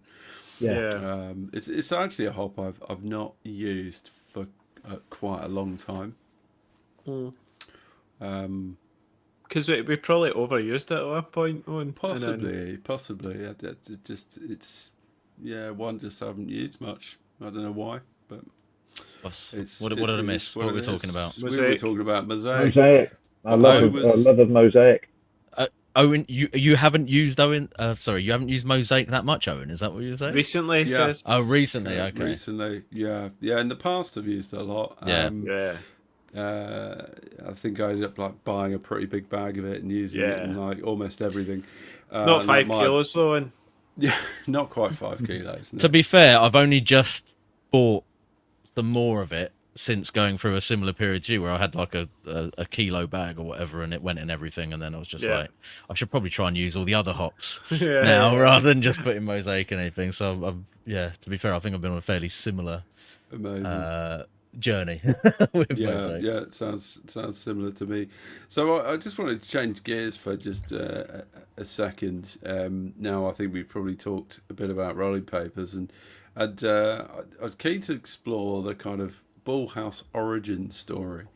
Kind of what's the kind of background of Bullhouse, and talk about a bit about the brewery. Yeah, well, I suppose the origin story is from about 2011 when the founder and managing director William Main went on a road trip in the US with his brother, and they were over in California, and he was blown away by the brew pubs and tap rooms and the sort of craft beer scene, which was I say it was growing. It was probably well underway by 2011, wasn't it, over there? And yeah, being from Belfast, where the choice of beers in your average bar is underwhelming, to say the least. He was absolutely astounded by it, and I suppose he's basically made it his life's work to transform the licensed landscape in Belfast and in Northern Ireland. So he came back from that trip, and he asked his girlfriend, now his wife, Christy, to buy him a homebrew kit, and he started homebrewing for a couple of years. Really got the bug, and really got a love for really good beer. And in 2016, he left his job, his day job, and started a tiny, like, nano brewery in the Bullhouse of the family farm, which is just outside Belfast, between Belfast and a town called Newtonards. And it's all grown from there, really, from the, I suppose, the back-breaking long hours there was one point where before he put his notice in on the day job, he was frequently working 8 hours, 9 to 5, and then coming home and brewing and finishing at about 2 in the morning before going back into work the next day. So he definitely had the passion for it, that's for sure. And so getting the recipes together, and getting the beers out, and self-distributing. I don't think we've got enough time really to talk about the licensed landscape in Northern Ireland, but suffice to say it's very, very different to the rest of the UK, and that makes it very, very difficult for small breweries to get their beers into pubs. So when you start up a brewery, particularly around 2015, 2016, you're mostly targeting off sales, and then you're trying to grow your distribution in Great Britain. Really, is it all tied pubs? Basically, in Scotland, no. It's like you've got tied pubs, no. So it's you don't have tied pubs in Scotland either, and I think that's the myth, isn't it? I mean, there's no tied pubs in Northern Ireland. There's no breweries to tie them to in Northern Ireland. They're not owned by brewers. They're tied by way of a commercial contract. So, a brewery will go in and say, we'll redo your cellar and all your draft lines and your taps and all that sort of thing, because it's tens of thousands of pounds to do it. But in return, we will tell you which beers you can have on your bar, and that kind of restricts then the access to market for brewers. And I used to, when I used to do talks like this about 10 years ago with Morn, I used to say, well, it's all rosy over in England because there's this whole estate of free trade pubs, and people are really used to seeing independent local beers. But over the last 10 years, I mean, what have we lost? About 50,000 pubs in England, Scotland as well, something like that. We're losing pubs at one a day. The market isn't exactly brilliant over there either. No. So, it's a difficult time, and you have to support, if you're keen on and you like drinking independent, locally brewed craft beer, then you really need to be supporting them, to the hilt at the moment, because it's a very, very difficult trading environment. The bigger brewers are on to us. They know what we're doing, and they don't want us to succeed. Yeah. Well, so, they've bought their own craft labels, which they now. Yeah, they did, and exactly. Well, they bought one or two of them, didn't they? Yeah. I'm not sure. I'm not sure they're getting that past the punter though. Well, I think they are. Well, some punters. What do you mean? What, like Beavertown? Yeah, that's part. Of course they are. Yeah. Yeah, they absolutely are, and there's plenty of data about the. How people feel misled about when they find out that Beavertown and Camden Town are owned by global brewers. If you read the SEBA report 2025, what used to be called the craft beer report, I think it's the indie beer report, I think they call it now. It's freely available. There's lots of market research there. Yeah, I think you've got to differentiate between the average pub punter and the thin end of the beer nerd wedge, which we're probably in. But that's true. But that's true of everything, isn't it? We sit in our little beer bubble, and we talk about mosaic hops and just expect everyone to know what they are. No, exactly. And it's the same. It's the same with the trading landscape as well. It's the same with the licensing situation. Mm-hmm. I was chatting to my missus earlier about it. She's like, "What do you mean? You can't just set up a pub here. You can't just set up a pub in Northern Ireland because there's only a certain number of alcohol licenses in the province. So the only way you can set up a pub in Northern Ireland is to buy the license from a pub that closes down. So it's a very, very difficult place to be. And obviously, I would say it is. I think Matthew Dick at Boundary said it is the most tied, the most tied taps in the world are in Northern Ireland. It's like 99 point something %.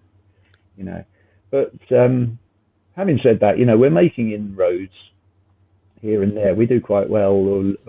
Quite a lot of the local independent brewers do quite well in. Restaurants, sort of cafe bistros, that sort of thing. The sort of people who you would expect, to be interested in local produce, are quite excited when they realise they can actually get local beer on tap. There is a market here. We know there's a market here. We've got our own bar on the Newtonards Road, and it's always packed.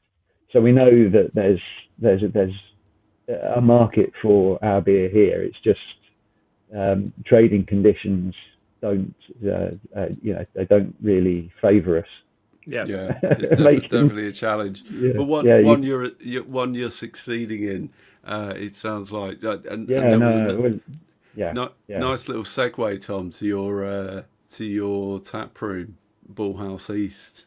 Tell us about the tap room, because it's I actually visited it for the first time in January earlier this year. My father-in-law lives over in Belfast. Big shout out to Mike, who was hoping to listen to along to the podcast live tonight, but he had an operation earlier in the week. So get well soon, Mike. Get well soon. But a great tap room. Tell us a bit about the tap room, Tom. Yeah, so the tap room is based in the Lower Newtonards Road, which, if you're not familiar with Belfast, is I suppose a unionist area, a British area of Belfast.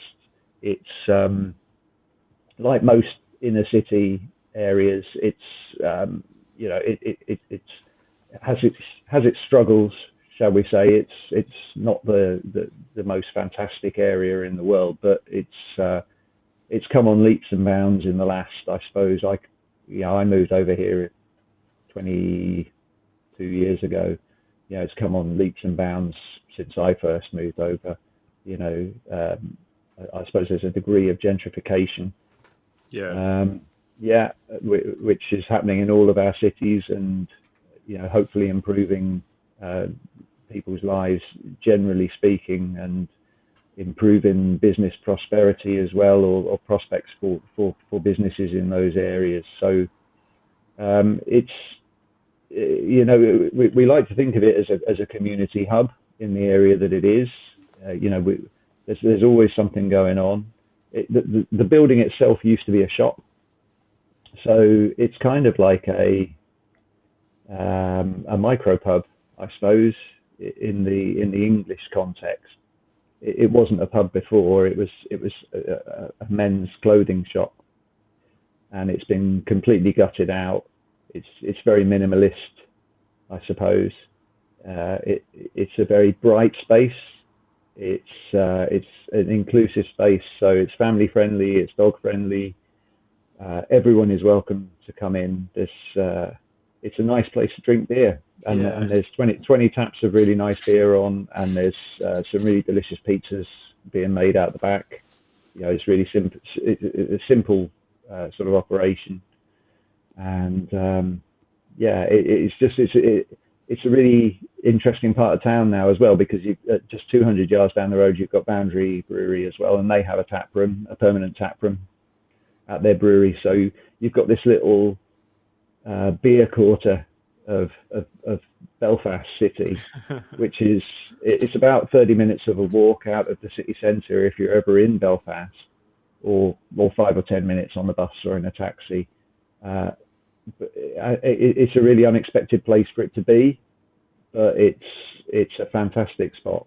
It's really, really incredible, and well worth a visit. What I really liked about the tap room is it's super vibrant. Like it's like there's loads of artwork on the walls. There's the kind of German style tables and benches. And there's just genuinely a really nice vibe to just go and sit down at a table with other people. And obviously the Northern Irish are an incredibly like welcoming, sort of pleasant kind of people that you could sit down at a table and just start a conversation and enjoy a beer. And I just picked up like a really nice community vibe about it. Plus, the 20 taps on the wall also makes it an incredibly awesome tap room, and not to mention the massive fridges that they've got there with a huge range of sort of beers from around the world. Because I remember picking up a bottle of smoked Märzen from a brewery I can't remember the name of right now, Bamberg, which I shared with my father-in-law, and I was like, "You've got to try this beer. This is amazing. It tastes like smoked ham. It's weird, but trust me, it's really great." And I was just pleased to see that in the fridge. I was like, right, "I'm getting a bottle of that," and really enjoyable space. So I would recommend to anyone that's heading over to Belfast to go and check out Bullhouse East. Amazing tap room. Absolutely, you can't miss it really. If you're a beer drinker, your options in Belfast are quite limited. So you do really need to make it a bit of a priority if you're coming over. Yeah. The great comments in the chat as well about the. There's a nice comment from Alistair there. The best thing about is seeing how the craft beer bar has been embraced as a local by the locals, and that's a really important point. A lot of the guys that work in it, a lot of the staff, they live local, and it's got a good catchment area from all sides, really, from inner city as well as the more suburban estates just a little bit further up the road. So there's a really good mix of people goes in there. It's a really nice sort of vibe to it. It can change a little bit, gets a little bit noisy at night time. I found, as a 47-year-old man, I prefer it to be a bit quieter. But it's we all have our preferences, Tom, but Absolutely. sort of age is beginning to sort of shine through there. Yeah, you like a quiet pint rather than a noisy one. Thanks to the Bullhouse locals for joining us on the podcast this evening as well. It's great to have you in the chat. The chat's been pretty busy this evening, I think, thanks to a few extra people being involved as well. So appreciate all those comments and keep throwing them in there while you still can. Not sure how much longer we'll be going for, but no, I think well, if you guys haven't already, I was about to say it might be dipper time, which usually signals the end of the podcast. I've jumped off the dipper time, and we've done it deliberately. Is it that time?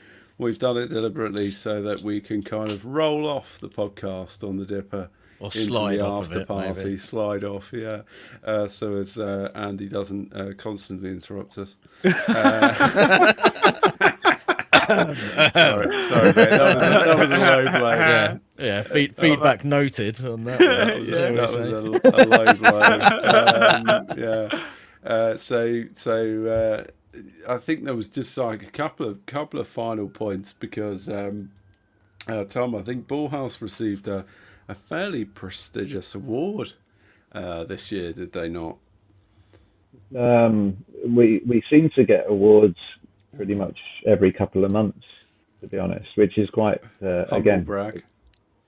Yeah, I mean it's nice, it's nice to have that recognition. So, well, to go back to the tap room.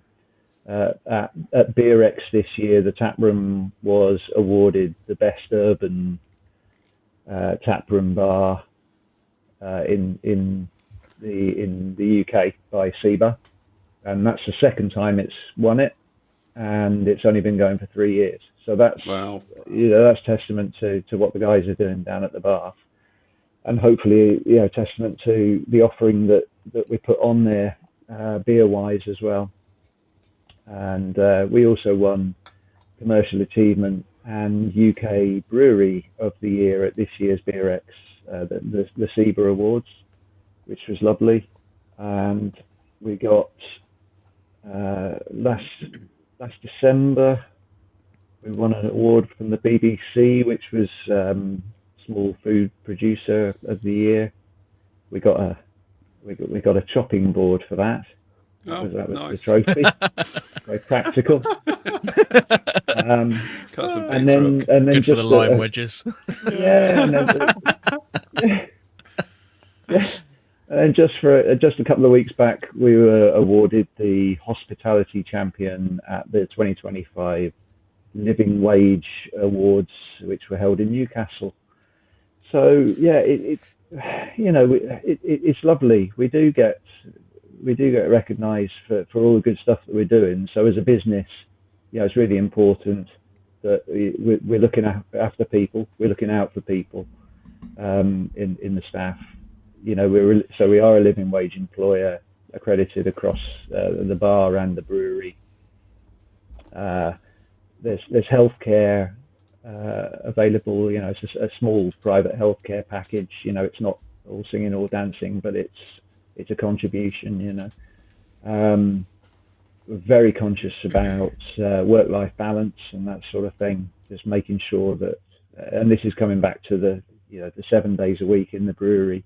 Wolfie's been in there for an hour or two today, and I'll be doing everything I can to make sure he gets that time back in the next week or two. It's all about making sure that, because we're privileged to work in the industry in the first place, and we're privileged to be working in what is currently a very successful business, and we're all very proud to be a part of it, and we all want to work to make sure that it continues that way. So you should be. Yeah, but you've got to make sure that everyone's looked after, and it's really nice to have the recognition and the awards, and of course we appreciate anything that comes through, from especially SEBA. It means a huge amount, because that you're talking about 600 or 700 of the UK breweries are SEBA members, aren't they? And to have that recognition a lot of the times by people in your industry, by your peers, it means a huge amount to us. It's really, really genuinely lovely, and it doesn't take away from the fact that on a day-to-day basis we're making beer as well as we can and as consistently as we can, so that we can get it out to our customers and get the money in and pay the bills. That's what it's about at the end of the day. It's not difficult. You make beer, you sell beer, and that's it. Yeah, no, kudos. But just do it in the right way, and hopefully we do. That's great to hear.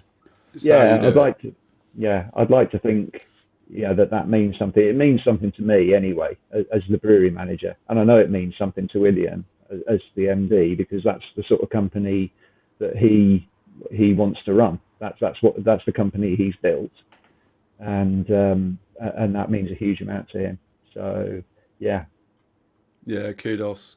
I think you deserve every one of those awards, and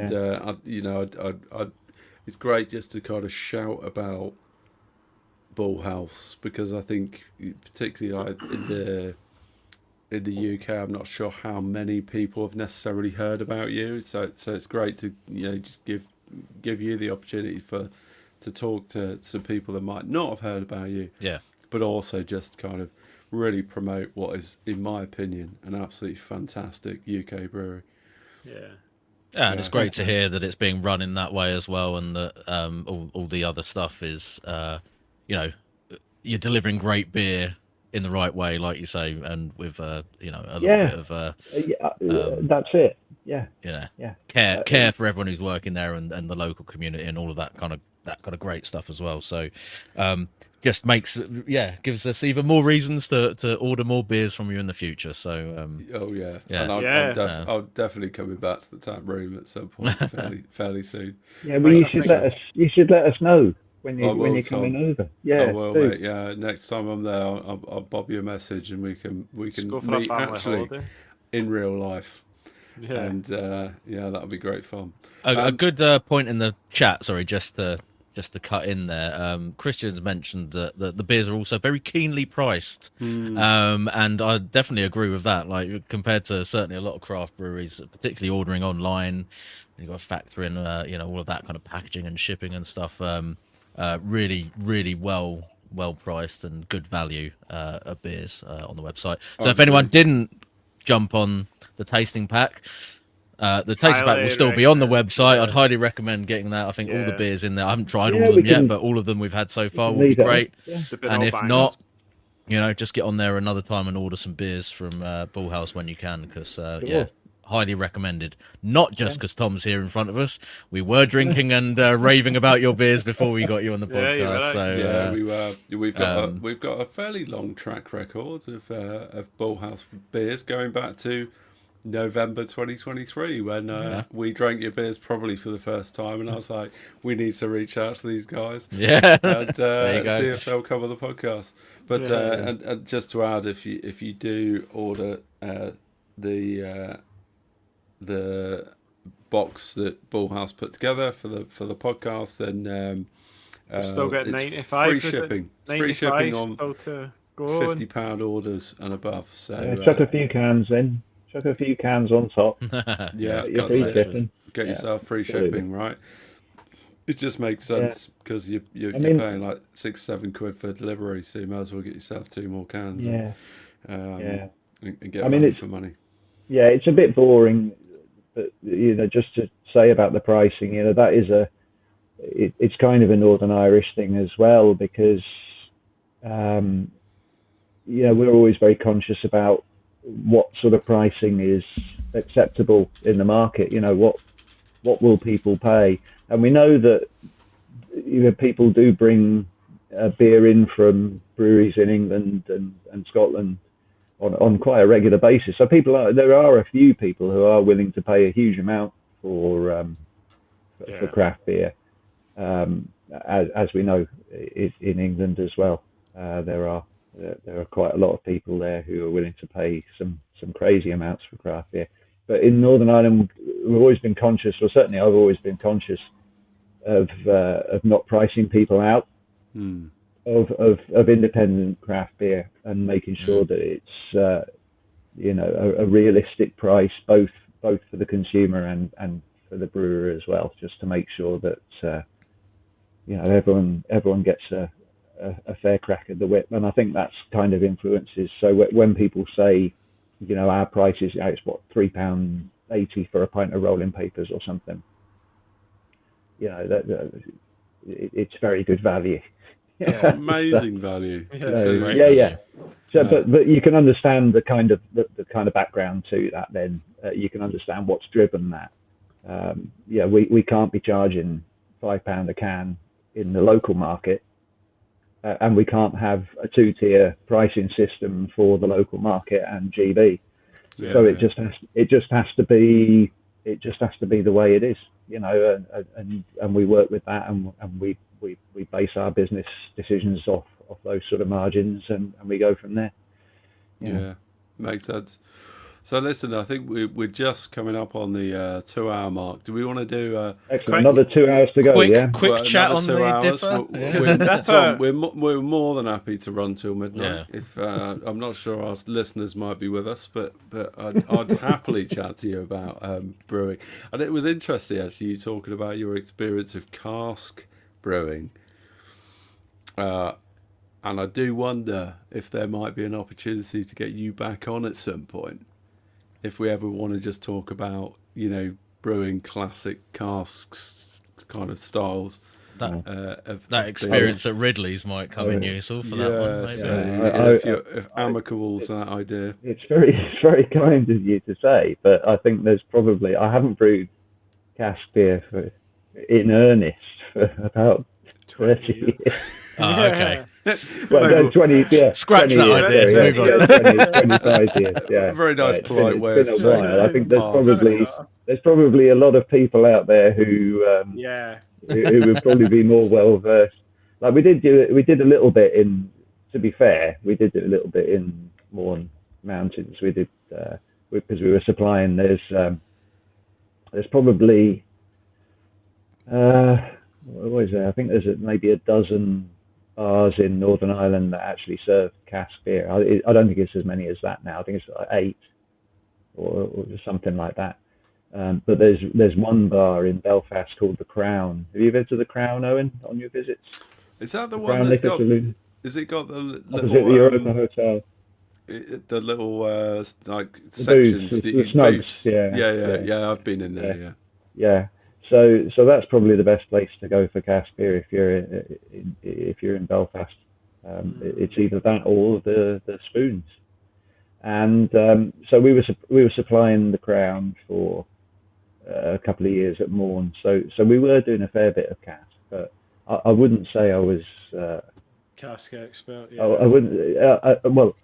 A modern cask expert. Do you know what I mean? I can tell you how to do it. I'm with you. Old school I can tell you how Ridley used to do it. I'll tell you want to get on. Get Colin Bocking on from Crouchvale. It'll be very good too. Yeah. There you go. Bobby has details. Tom. We'll get on. Sounds like a good shout. He'd hate me for suggesting that. I want to go on. Gives me an out as well. Blame Tom. Blame the guy that recommended you. Can we talk about this beer? Let's talk about this beer for sure. Is it Columbus on the hops? I was going to say there's got to be some old school sea hops in this one. Yeah, sorry, I'm loving which is. I'm gonna have to which is probably going to be completely wrong, and it's going to be like. I know, personally, I'm loving the smell of this beer. I get that dank Columbus thing that I get when I use Columbus. No, I was going to say like Centennial or Simcoe or Columbus or. Yeah. Was it me when you first? Did I just name all three? It's like there's that orange. Pure orange, like Chinook. Hot bingo. It's interesting. Amarillo would have been one I would have maybe said as well. Okay. Well, that's interesting. Where's the pine? Is there pine in it? I think it's a bit piney. A little bit piney. Is there pine in it? But not much. No, there's hops. Not actual pine. There's tiny hops. There is. So Chinook, maybe. Yeah, that's normally that marmalade. look, we could name hops all night. Do you want me to tell you what they are? Yeah, go on, that would Tom. be good, Tom. Thanks. It's Centennial, Citra, and Simcoe in the dry hop. Oh, nearly got the three. And it wouldn't be a Bullhouse beer without a bit of Eldorado, would it? Hey, Eldorado in the mix. No Columbus. I think the Eldorado really does Columbus, give you the sticky sweetness in this one. It's interesting you say that, Andy. Yeah, I mean, the only bit of Columbus is the start of the boil. There is Columbus in the start of the boil.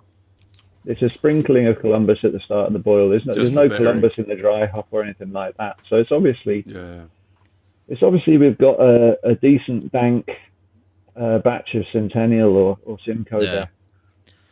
I mean, what I love about this beer is when I poured it, immediately I was like, oh, it's not a hazy dipper.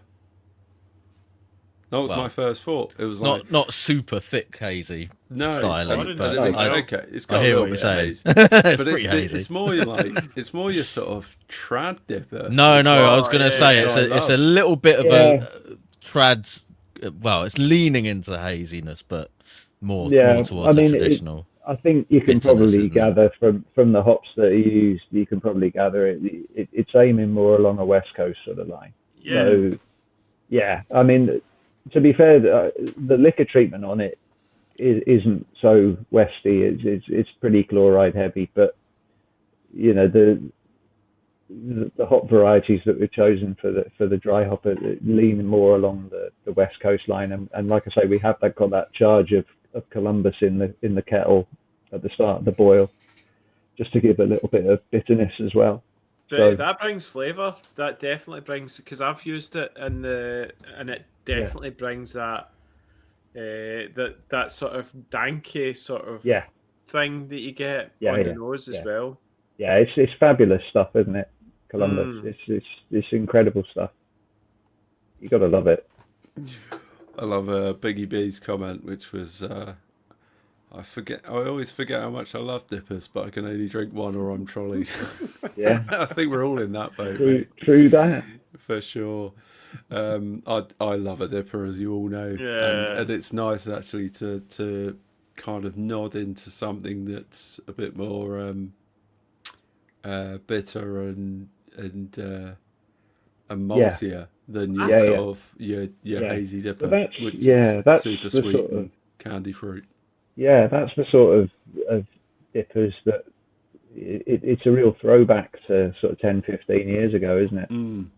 When things were bitter and it was hot side hops and no one could get hold of Citra because it had all been bought by the big hype guys. So that was the thing about starting a brewery in 2015. You couldn't get hold of Citra. Yeah. You know, so everyone said your beer was awful, but you couldn't get hold of you couldn't get hold of the nice hops that everyone, you know, all the hype breweries or the breweries that are started. So you were brewing a Cascade. Yeah. So you're faffing around with Columbus. You're just like, oh yeah, it's all right. I'll just go trad. And everyone's like, no, I don't like that. We don't like that anymore. Yeah. I mean, it was difficult times. You know, really, a real struggle. Not hard. Oh, good little question in the comment. Just throw this one in before we get to the point of finishing. So, a question from Jen in the chat. Question for Tom: who's your dream collaboration? Yeah, Jen's stirring things up here, isn't she? Dream collab. Any brewery worldwide. Well, I mean, it'd be lovely to go back to New Zealand. I'd like to go back to New Zealand at some point. So I guess a brewery in New Zealand. Great hops. I can't think of any breweries out there. Our sales manager Brent is from New Zealand, and he's got a lot of contacts out there. So I'm sure we could set something up. That would be great. Just take all of this year's profits on a collab. That does sound like the more expensive end of collabs as it goes. Nice. No, I mean, yeah, I don't know. I mean, we do quite a lot of collabs. Uh, yeah, more than I'm used to, um, which is nice because they are really useful, and they're good for sort of just chatting and having a beer with your mates. Yeah. Um, and they're really good from a technical point of view as well of learning different how people approach different things and different ingredients, which is like this. This is like a collab, isn't it? Yeah, as yeah. Because we're talking, aren't we now? Yeah. So it's quite good like that, and they are enjoyable. And I suppose, personally, I'm not talking from a Bullhouse point of view, but personally, I would say my dream collab would be to do. I've mentioned him quite a lot tonight. Crouchvale. I'd love to do a collab with Crouchvale. Colin, that is up. sort something out because I do want to do. We were talking earlier about the road tripping in cats. And Crouchvale are the masters of, and always have been the masters of, golden ales with very punchy American hops. So I can't really think of anyone better that I'd like to do it with, really, and it would just be nice to catch up with them as well. There you go. I don't get to that neck of the woods very often anymore. So yeah, from a personal point of view, that would be a lovely one. Keeping it real. Awesome. Yeah. Well, let's hope Colin's listening. I don't think he is. No.